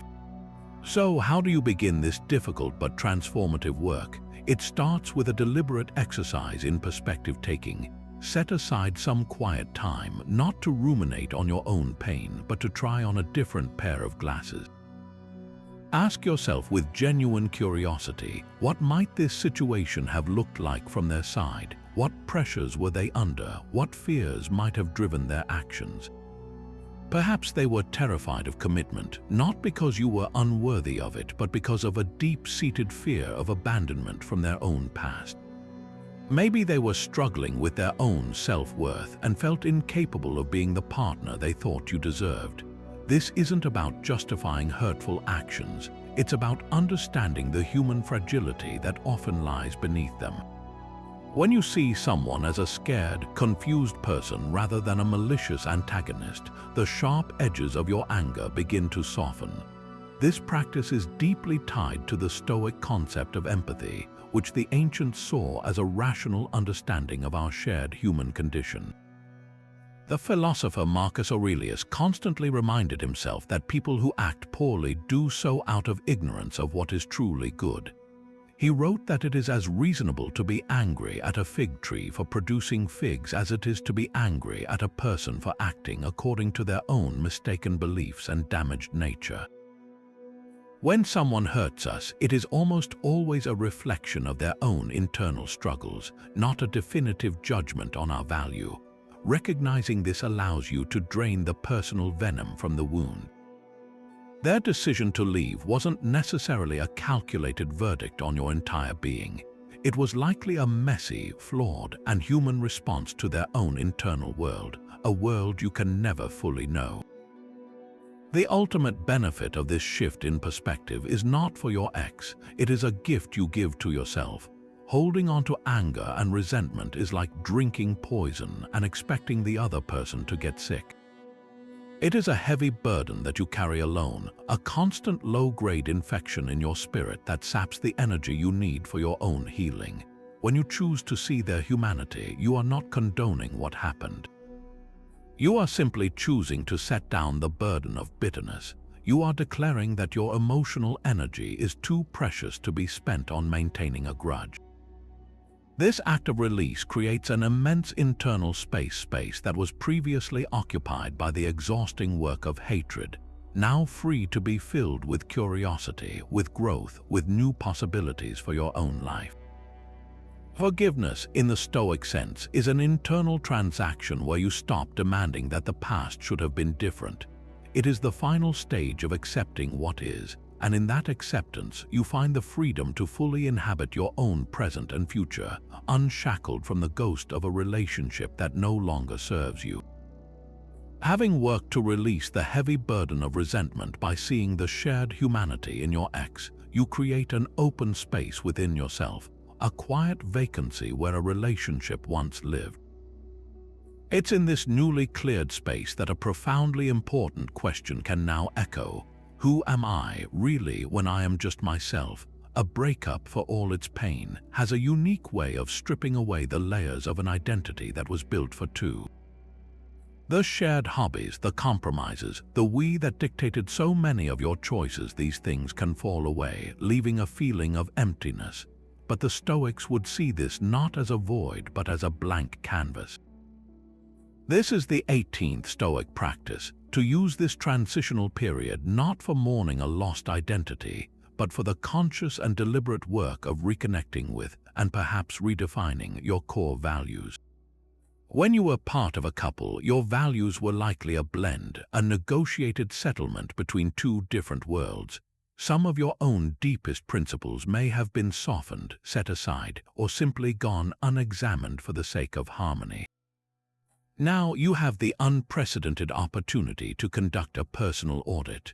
What are the non-negotiable principles that form the bedrock of your character? The Stoics called these the virtues, qualities like wisdom, courage, justice, and temperance, but we can make this even more personal. Is it integrity, meaning you always strive to align your actions with your words? Is it compassion, the drive to alleviate suffering in others? Is it resilience, the commitment to get back up no matter how many times you get knocked down? Your core values are your internal compass. They are the qualities you would embody even if no one was watching, and they are the ultimate source of your self-respect. This process actively reframes the central question of a breakup. The default, painful question is often, who am I without this person? This question keeps you looking backward, defining yourself by an absence. The Stoic shift is to transform that question into, who do I choose to become? This is a forward-looking, empowering inquiry that places you in the driver's seat of your own life. The answer is not found in your past relationship, but in the clarity of your own values. Imagine your core values as the foundation of a new house you are building for yourself. The breakup may have cleared the land of an old structure, but now you get to lay a new foundation, one that is uniquely yours, strong and aligned with your deepest truths. To make this tangible, try a simple writing exercise. Take a piece of paper and draw a line down the center. On the left side, list the values you believe you lived by within the relationship. Be honest. Did you value peacekeeping above honesty? Did you value dependency over self-reliance? Now, on the right side, list the values you aspire to live by now as an individual. This new list is your compass. Perhaps you want to prioritize courage over comfort, choosing to have difficult conversations with friends instead of avoiding conflict. Maybe you want to embody generosity, finding ways to give your time or energy to a cause you care about. The gap between the two lists is not a cause for self-judgment, it is your map for growth. It shows you the direction you need to travel to become the person you most want to be. Living these values is where the real grounding occurs. It's one thing to say you value health. It's another to choose a nutritious meal over junk food when you're feeling low. It's one thing to value learning. It's another to spend an evening reading a book that challenges you instead of mindlessly scrolling through social media. Each day presents you with small, concrete choices that are opportunities to honor your values. When you choose the action that aligns with your core principles, you are sending a powerful message to yourself. I am the author of my life. My worth is determined by my own choices, not by my relationship status. This consistent practice builds an inner stability that no external event can shake. You are no longer a satellite orbiting another person. You are becoming your own gravitational center, grounded in the unshakable knowledge of who you are and what you stand for. Now, as we focus on defining our values and building a strong inner foundation, we must not neglect the very vessel that carries our mind through this challenging time, our physical body. This brings us to the 19th Stoic practice, an often overlooked but incredibly powerful pillar of resilience, using physical exercise as a profound form of Stoic discipline. The ancient Stoics, particularly teachers like Musonius Rufus, placed a strong emphasis on the connection between physical vigor and mental fortitude. They understood that the mind and body are not separate entities locked in a struggle, but two deeply interconnected parts of a whole. Neglecting the body while trying to strengthen the mind is like trying to sail a stormy sea in a leaky boat. No matter how skilled the sailor, a weak vessel will eventually be overwhelmed. In the context of a breakup where emotional turmoil can feel utterly draining, channeling that energy into physical exertion becomes a direct way to rebuild your strength from the ground up. Think of rigorous exercise not as a punishment or a mere distraction, but as an active practice of virtue.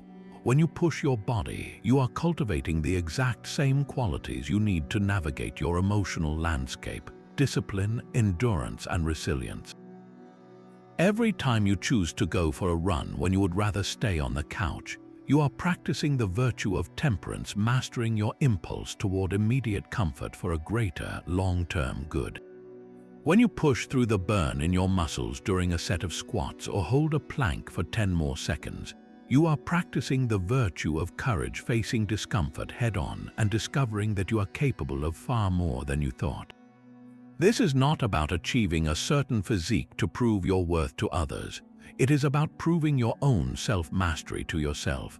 Each completed workout is tangible evidence that you can set an intention and follow through, a powerful counter-narrative to the feeling of powerlessness that often accompanies loss. Furthermore, physical activity provides a healthy, constructive outlet for processing the intense, often chaotic emotions that come with heartbreak. The stress hormones like cortisol and adrenaline that flood your system during periods of anxiety and grief are meant to prepare your body for action, the classic fight or flight response. When you sit alone with these chemicals coursing through you, they have nowhere to go, leading to a feeling of being trapped and anxious. Exercise offers these energies a physical release valve. The act of pounding the pavement on a run can literally shake loose the tension of anger. The rhythmic focus of lifting weights can help quiet the incessant chatter of a worried mind. The deep, controlled breathing of a swim or a yoga session can calm your nervous system, signaling to your body that the immediate danger has passed. You are quite literally moving the energy of your emotion through you and out of you, transforming it from a destructive force into a productive one. To integrate this into your life, start by reframing your motivation. Don't exercise to get hot for a revenge fantasy or to meet some external standard. Instead, approach it as a form of training for the much bigger challenge of emotional healing. Just as a soldier trains in peacetime to be ready for battle, you are training your body to be a strong, reliable partner for your mind. It doesn't have to be about joining an expensive gym or running a marathon. The Stoic commitment is to the effort itself. It could be a daily brisk walk where you focus on your breathing and the sensation of your feet hitting the ground. It could be a series of bodyweight exercises in your living room where you focus on the discipline of completing each rep with good form. The key is consistency and intention. Use the time not to ruminate on the past, but to anchor yourself in the physical present, the feeling of your heart beating, your lungs filling with air, your muscles working. This practice reinforces a core Stoic truth. You are not a passive victim of your circumstances. By moving your body with purpose, you are taking direct, voluntary action to improve your condition. You are demonstrating to yourself in the most concrete way possible that you have agency.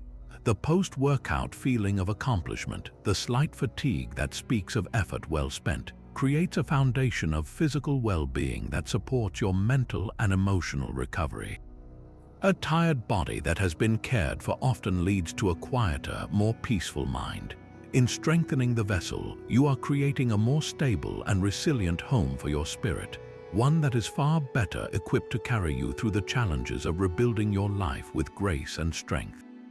As we build this fortress of inner strength through exercise and disciplined action, we must also fortify our minds with the very wisdom that has guided countless souls through similar trials. The 20th Stoic practice is to turn directly to the source, to immerse yourself in the profound and timeless words of the ancient Stoic philosophers themselves. Think of these texts not as dry, academic historical documents, but as a form of medicine for the soul, a prescription written 2,000 years ago that still holds the power to heal a broken heart today. When you feel isolated in your pain, it can be incredibly comforting to discover that the emotions you believe are uniquely yours have been felt, dissected, and mapped with stunning clarity by thinkers who walked the earth in a completely different world, yet understood the human condition with timeless precision. Let's begin with Marcus Aurelius, the Roman emperor who ruled an empire while grappling with profound personal loss and constant warfare. His private journal, Meditations, is perhaps the most accessible and directly applicable text for someone navigating a breakup. He wasn't writing for publication, he was writing to remind himself of the principles he needed to survive each day. Open to almost any page and you will find a gem on acceptance. For instance, he writes, "Receive without pride, let go without attachment." In the context of a relationship ending, this is a masterclass in equilibrium.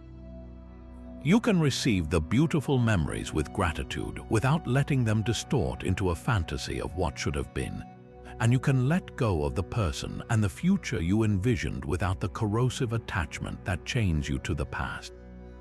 Another passage that strikes right to the core is, "The obstacle is the way." When you are feeling stuck, this simple phrase reframes the entire breakup from a roadblock to the path itself, suggesting that the way forward is not around the pain, but directly through it, using it as the raw material for your growth. Then there is Seneca, the playwright and statesman, whose letters from a Stoic read like compassionate, deeply intelligent advice from a wise older friend. He has a particular gift for addressing grief and the passage of time. In his consolation to Marcia, a woman grieving the loss of her son, he offers wisdom that applies perfectly to the loss of a relationship. He argues that while grief is natural, we often prolong it unnecessarily through our own patterns of thinking. He suggests we ask ourselves not how long we should grieve, but how long we choose to. This places the power back in your hands. He also has brilliant insights on the foolishness of worrying about the future, reminding us that we suffer more in imagination than in reality. The anxiety you feel about being alone forever or never finding love again is a story you are telling yourself, a story that Seneca's words can help you gently close the book on, bringing you back to the tangible reality of the present day. For the most direct and bracing medicine, turn to Epictetus, the former slave whose teachings were compiled by his student into the Enchiridion or handbook. This text is a no-nonsense guide to the dichotomy of control, and it is incredibly effective at cutting through the fog of post-breakup confusion. The very opening lines are a wake-up call. Some things are within our power while others are not. He then lists what is ours: our judgments, our impulses, our desires, and what is not: our body, our property, our reputation. The actions and decisions of your ex-partner fall squarely into that second category. Epictetus would say that your suffering comes from desperately trying to control what was never yours to command. His advice is to make a clean separation. Diligently work on what is yours, your healing, your character, your response, and willingly let go of the rest. This isn't a suggestion, it's a fundamental rule for a tranquil life, and reading it daily can rewire your thinking. To make this wisdom a practical part of your daily routine, I suggest creating what you might call a Stoic breakup playlist. Just as you might have a playlist of songs that comfort you, curate a short collection of 5 to 10 quotes from these authors that resonate most deeply with your current struggle. Write them on index cards, save them in a note on your phone, or even record yourself reading them aloud. The key is to have this playlist readily available for those moments when you feel your resolve weakening, when the urge to check their social media hits, or when a wave of self-pity threatens to pull you under. In that moment, instead of reaching for your phone to text them, reach for your playlist. Read Seneca's words on the suffering of imagination.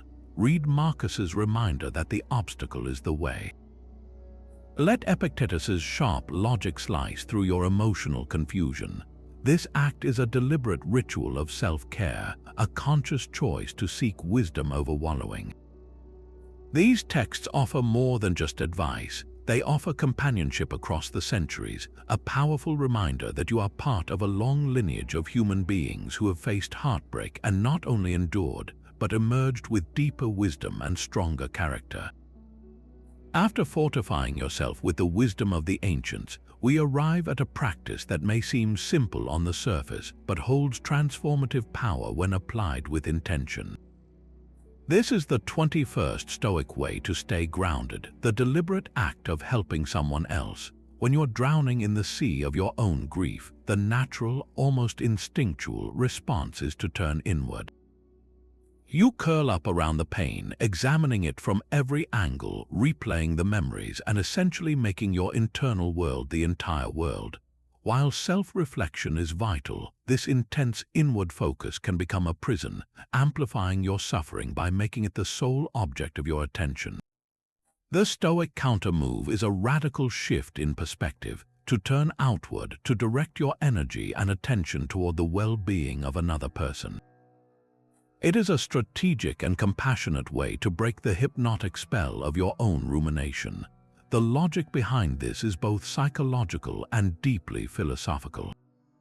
On a psychological level, performing an act of kindness for someone else creates a powerful interruption in the negative feedback loop of your thoughts.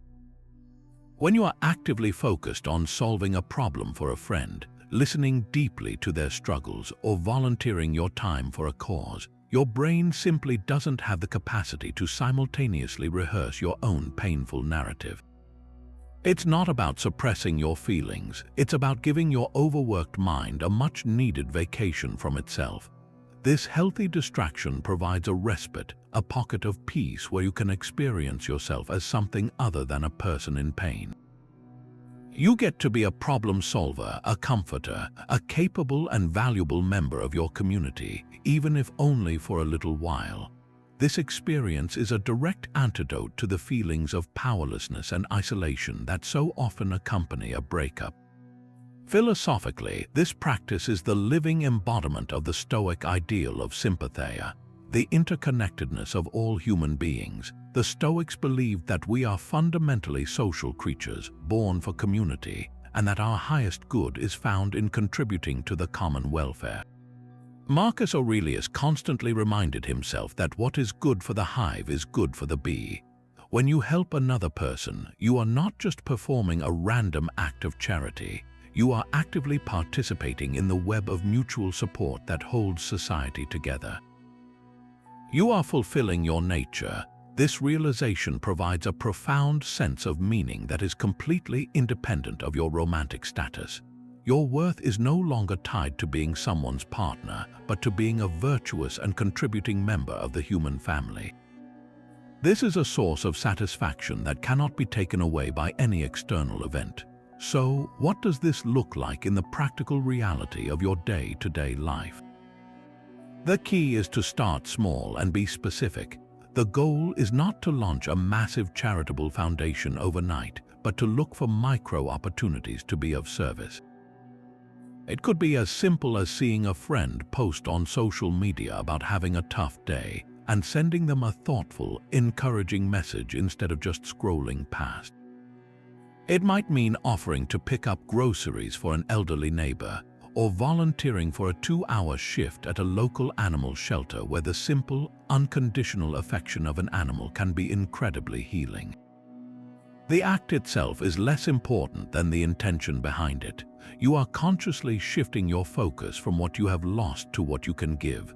This practice also serves as a powerful reminder of your own agency. In the midst of heartbreak, it's easy to feel like a passive victim of circumstances, as if your life is something that is happening to you. But when you decide to help someone, you are making a clear, active choice. You are initiating a positive change in the world, however small. This reinforces the Stoic principle that while you may not control the actions of others, you always control your own voluntary actions. Each kind act is a vote for your own capability and value. It's a way of telling yourself, I may not be able to fix my relationship, but I can fix a meal for a sick friend. I may not feel strong enough to handle my own pain, but I am strong enough to hold space for someone else's. This rebuilt sense of agency is a cornerstone of staying grounded. Perhaps the most beautiful aspect of this practice is that it creates a positive feedback loop for your own healing.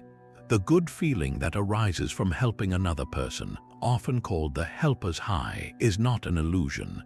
It's a real neurochemical response that can lift your own mood and provide a genuine sense of contentment.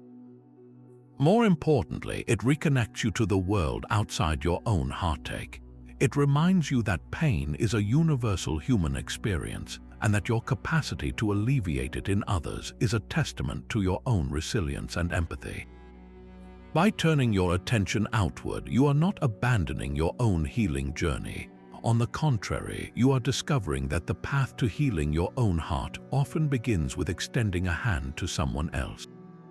In the quiet satisfaction of having been genuinely useful, you find a deep and durable form of grounding, one that roots you not in a single relationship, but in the vast, interconnected community of humankind. Even as you diligently build your resilience through these practices, it is absolutely essential to understand that healing is not a straight line ascending steadily upward. It is much more like a spiral where you may circle back to feelings you thought you had conquered, or like the stock market with peaks of great clarity and valleys of unexpected sorrow. The 22nd Stoic practice is to not only accept this reality but to prepare for it strategically. You must normalize the non-linear nature of healing and, most importantly, warn yourself against the dangerous expectation of constant, uninterrupted progress. Nothing sets you up for a secondary wave of frustration quite like the belief that a single bad day after a string of good ones means you have failed and lost all your progress. The Stoic approach is to see these setbacks not as failures, but as integral parts of the journey itself, expected weather patterns on the path to peace. The philosopher Seneca offered a brilliant metaphor for this, comparing life to a voyage at sea. Even the most skilled captain, he noted, cannot control the ocean. They will encounter calm waters and violent storms. The captain's skill lies not in preventing the storm, but in knowing how to navigate it when it inevitably arrives. Your journey of healing is no different. You are the captain of your own ship. The bad day, that sudden wave of grief, that unexpected trigger that brings you to your knees, is the storm. If you are surprised by its arrival, if you believed smooth sailing was your new permanent state, the storm can feel catastrophic, making you question your entire journey. But if you, as a wise captain, have studied the weather patterns of your own heart and have a plan for rough seas, you can meet the squall with preparedness rather than panic. This shift in expectation is everything. It transforms a potential crisis into a manageable challenge. This is where the concept of a Stoic emergency kit becomes a practical lifesaver. This is not a physical box you need to build, but a mental and emotional protocol you design for yourself during your clear-headed moments. It is a pre-commitment strategy, a list of go-to actions and reminders that you can deploy automatically when your thinking is clouded by emotion. The time to decide how you will handle a setback is not when you are in the middle of one. When the wave of sadness hits, your reasoning mind is often the first thing to go offline, leaving you vulnerable to old, unhelpful habits. By creating this kit in advance, you are essentially programming your future self for resilience. So, what goes inside it? The content should be highly personal, reflecting the Stoic practices that have proven most effective for you. First, include your most reliable grounding actions. These are simple, physical, or mental exercises that can quickly reconnect you to the present moment and your sphere of control. Your list might read something like 1. Put on my shoes and walk for 20 minutes without my phone, focusing only on my breathing and the sights around me. 2. Open my journal and write down the single, specific judgment causing the most pain, then challenge it using the Stoic questioning method we discussed earlier. 3. Call my sister or my most supportive friend, not to endlessly analyze the breakup, but to talk about anything else for 15 minutes.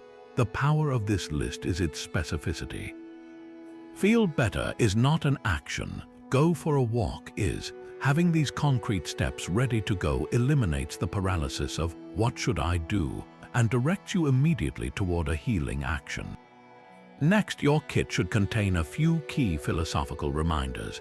This is where you store your most potent Stoic quotes, the ones that have resonated most deeply with you. It might be a line from Marcus Aurelius, "The obstacle is the way," to reframe the bad day itself as part of your training. It could be a reminder from Epictetus, "It's not what happens to you, but how you react to it that matters," to recenter you on your power of choice.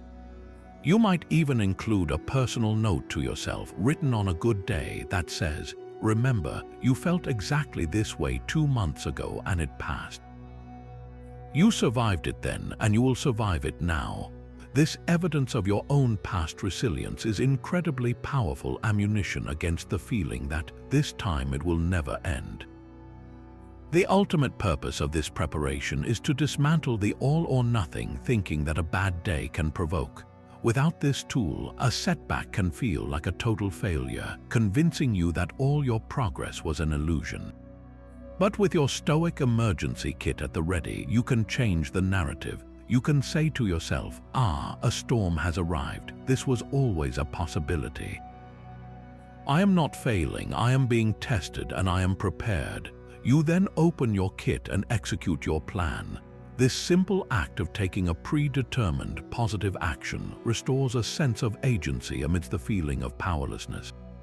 It proves that even on a bad day, you are still the captain. You may not be able to calm the sea, but you can absolutely adjust your sails, trust your preparations, and navigate your way through to clearer waters, having strengthened your resilience simply by managing the difficulty with grace. Navigating the inevitable setbacks and emotional storms is a critical skill, but to build a foundation that prevents so much of that turmoil in the first place, we must go to the very source. This brings us to the 23rd Stoic practice, a profound exercise in self-inquiry drawn directly from the teachings of Epictetus, the conscious examination of your desires and aversions. The core idea is deceptively simple, yet it has the power to fundamentally reshape your experience of pain. Epictetus taught that people are disturbed not by things themselves, but by the views they take of them. More specifically, he pinpointed that our suffering is generated by two powerful internal forces: our desires, which are our intense wants for things to be a certain way, and our aversions, which are our powerful rejections of other outcomes. In the raw landscape of a breakup, these forces are operating at full strength, often without our conscious awareness, and they are the true architects of our anguish. Let's make this concrete. Your desire might be an all-consuming wish for the relationship to be restored, to rewind time to when things felt safe and loving. Your aversion, its flip side, is likely a deep dread of being alone, a horror at the prospect of facing the future as a single person. On the surface, these feelings seem like natural, inevitable reactions to the loss. But the Stoic practice asks you to take a step back and see them for what they are, judgments, not facts. They are opinions your mind has formed about what is good and what is bad. The breakup itself is a neutral event. The intense suffering comes from the friction between reality, the relationship has ended, and your rigid, unexamined desires and aversions. It is the tantrum thrown by a mind that is refusing to accept what is true because it conflicts so violently with what it wants. The transformative work begins when you decide to subject these powerful impulses to the light of rational examination. This is not an exercise in blaming yourself for feeling pain, but an act of reclaiming your power by understanding the mechanics of that pain.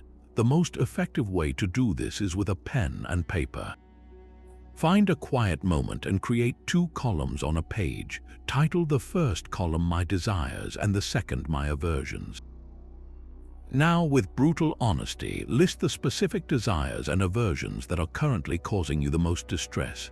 Don't hold back. Under desires, you might write, I desire for my ex to realize they made a mistake and come back, or I desire for us to be able to be friends right away.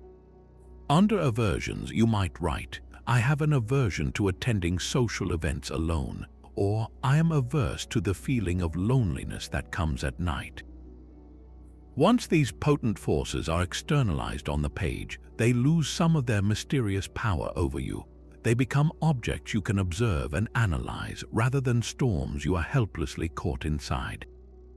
Now, for each entry, begin a gentle but firm cross-examination. Start with your desires. Ask yourself, is this desire within my control? The desire for another person to change their mind, to act a certain way, is almost never within your control. You are essentially placing your emotional well-being in the hands of someone who has already chosen a different path. This is a recipe for perpetual suffering. Next, ask, is clinging to this desire helpful for my healing? Does fantasizing about a reconciliation help you move forward, or does it keep you emotionally tethered to a past that is gone? The answer is usually clear. This doesn't mean you have to stop caring, but it does mean you can consciously choose to release the attachment to a specific, uncontrollable outcome. Now turn your attention to your list of aversions. This is where we confront our fears head-on. Look at each item and ask the most liberating question Stoicism offers. Is this thing I am averse to truly an evil, or is it merely an inconvenience? We often catastrophize, turning manageable discomforts into existential threats. Take the aversion to feeling lonely. Is loneliness pleasant? No, but is it a terminal condition? Is it an evil that can destroy you? Of course not. It is an uncomfortable feeling, a temporary state. By labeling it a catastrophic evil, you give it immense power. When you reclassify it as a difficult but manageable experience, you shrink it down to its true size. You can then ask, what is the worst-case scenario if this aversion comes true? If you attend a party alone and feel awkward for an hour, what is the actual consequence? You survive. The world does not end. By walking yourself through the feared outcome, you often find that the anxiety about the event is far worse than the event itself. This practice of examining desires and aversions is like being a mechanic for your own mind. You are popping the hood, locating the parts that are causing the engine to misfire and overheat, and making careful adjustments. The goal is not to eliminate all desire or become a person who has no preferences. That would be inhuman. The goal is to bring these impulses into alignment with reality, to desire and avoid only those things that are within your own power. You can desire to act with integrity today. You can desire to be kind to yourself. You can have an aversion to acting spitefully or wallowing in self-pity. These are desires and aversions oriented toward your own character, your own voluntary actions, the one true domain where you are the absolute authority. By repeatedly conducting this audit, you loosen the grip of the attachments that cause the most suffering. You train your mind to want what actually happens rather to rage against it. This is the essence of the Serenity Prayer, a fundamentally Stoic idea, having the wisdom to know the difference between what you can change and what you cannot. In doing so, you replace the frantic struggle against reality with a calm, empowered focus on building a life of virtue from the materials you have been given, not the ones you wish you had. All this work we have done examining judgments, practicing acceptance, finding opportunity in obstacles culminates in a single, powerful refrain. This is the 24th Stoic way to stay grounded, and it is perhaps the most empowering of all, to see this entire breakup experience not as a random tragedy, but as the ultimate practical examination of your philosophy. It is one thing to read about Stoicism when you are sitting comfortably, your life in order, and nod along with the wisdom of Marcus Aurelius. It is an entirely different matter to reach for those principles when your heart feels shattered and the future you counted on has vanished. The classroom of calm reflection is now closed. You are in the field, and the final exam is happening in real time. Every wave of sadness, every trigger, every moment you are tempted to react from a place of pain, these are not interruptions of your practice. They are the practice. Think of any demanding discipline, whether it's mastering a martial art, learning a complex piece of music, or becoming a skilled surgeon. The student can spend countless hours in controlled practice drilling forms, playing scales, studying anatomy. But the true test of their skill always comes when they step into the ring for a real match, perform in front of a live audience, or make the first incision in an actual surgery. The pressure is on, there are no do-overs, and the theoretical must become practical in an instant.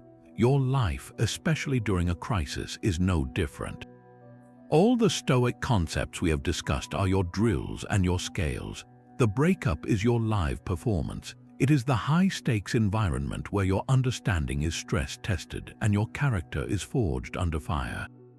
This perspective transforms the very nature of your suffering. When a painful memory arises, instead of being swept away by the thought, "This hurts so much, I can't stand it," you can learn to introduce a second, more empowering narrative. This is the test. Right now, my understanding of acceptance is being tested. Can I feel this pain without being consumed by it? Can I observe it with compassion instead of resistance? When you feel the urge to send an angry text, the test is no longer about your ex. It's about your own temperance and discipline. The question shifts from, "What will they think if I don't respond?" to, "What does it say about my character if I choose to react from this place of anger?" By framing each challenge as an exam question, you move from a passive victim of circumstance to an active participant in your own development. You are no longer just enduring the breakup, you are using it. This reframe is what allows you to find a sense of purpose in the pain. Without it, the suffering can feel random and cruel, a meaningless event that has derailed your life. But when you see it as a necessary test, it becomes imbued with meaning. The pain is no longer just pain, it is the resistance against which you build your emotional muscle. The loneliness is not just an empty space, it is the quiet laboratory where you rediscover your own company. The uncertainty about the future is not just a source of anxiety, it is the training ground for your courage. This is how you build an unshakable character, not by avoiding hardship, but by repeatedly choosing virtue in the midst of it. Each time you pass a small test, by pausing before reacting, by reframing a negative judgment, by choosing a nourishing action over a destructive one, you are not just getting through a bad moment. You are earning a passing grade in the most important subject there is, the art of living well. Ultimately, this approach leads to a profound shift in identity. You begin to stop identifying as someone who is getting over a breakup and start to see yourself as a student of Stoicism, actively engaged in the most advanced module of the curriculum. The goal is not to reach a day when you feel nothing about the past, but to reach a day when you can look back on this period and see it as the crucible that tempered your spirit. You will be able to say, "That was incredibly difficult, but it was also when I learned the depth of my own resilience. It was when I proved to myself that my peace is not dependent on external conditions."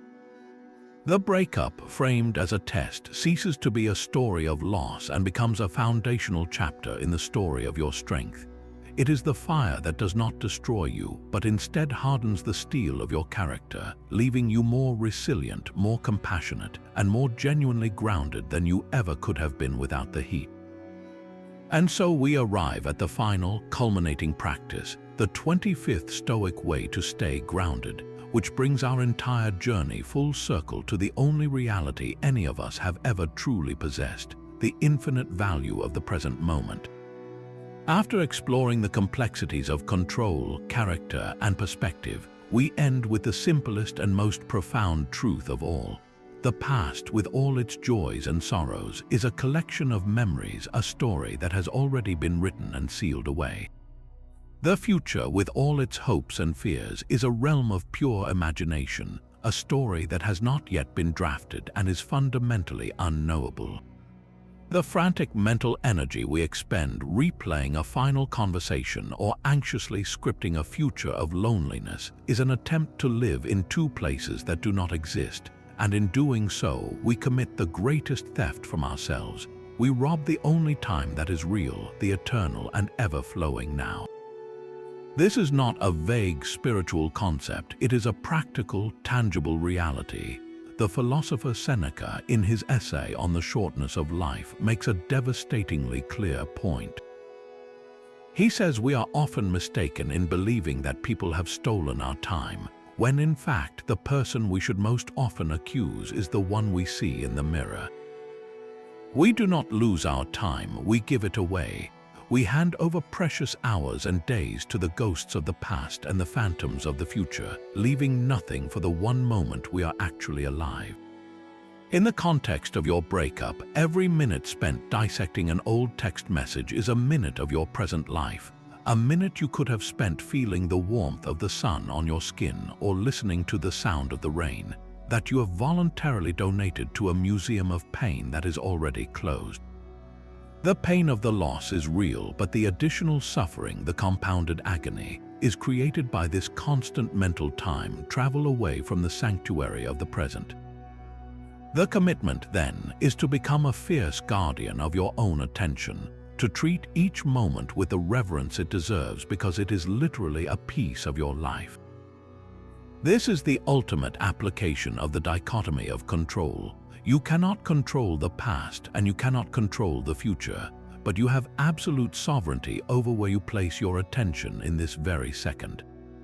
The practice is to notice when your mind has drifted into the painful past or the anxious future and to gently, firmly guide it back to the direct evidence of your senses.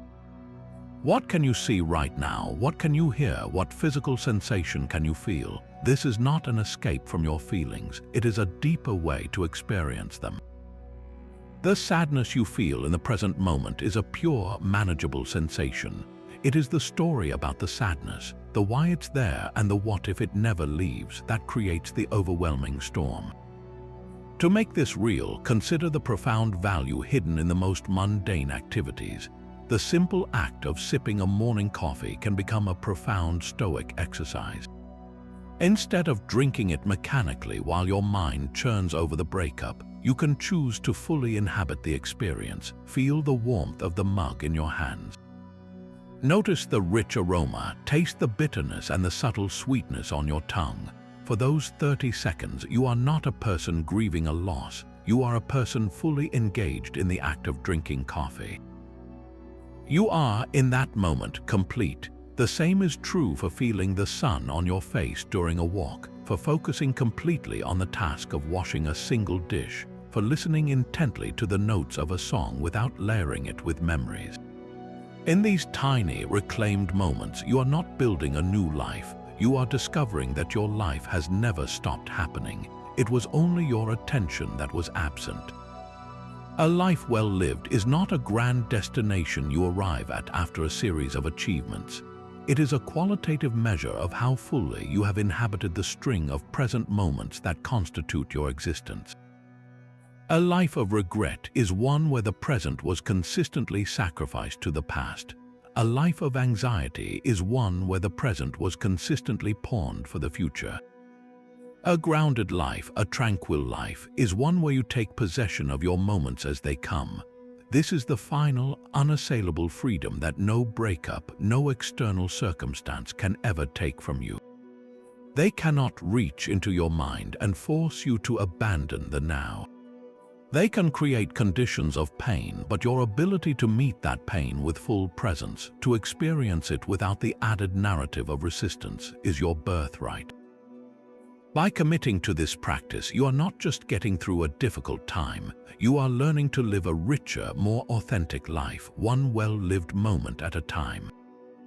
And in that commitment, you find the deepest form of grounding possible, the unshakable peace that comes from knowing you are fully here, fully alive, and fully capable of meeting whatever comes next from the only place of true power, the eternal present.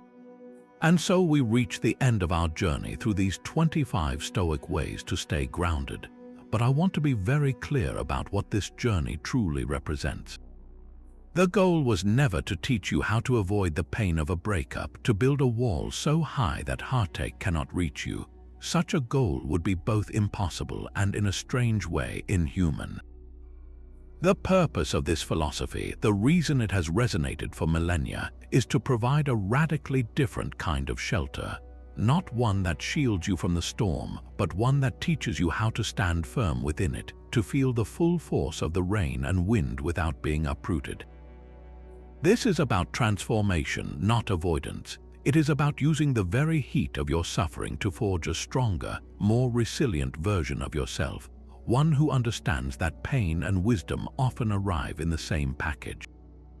Throughout this exploration, one theme has echoed again and again, a fundamental truth that is your greatest source of power. You cannot control the event of the breakup. You cannot control another person's heart, their decisions, or the past that has already unfolded. To struggle against this immutable reality is to exhaust yourself trying to push the ocean back with your bare hands. But within that acceptance of what you cannot change lies an immense and liberating freedom. You have absolute sovereign authority over your judgment of this event and your response to it.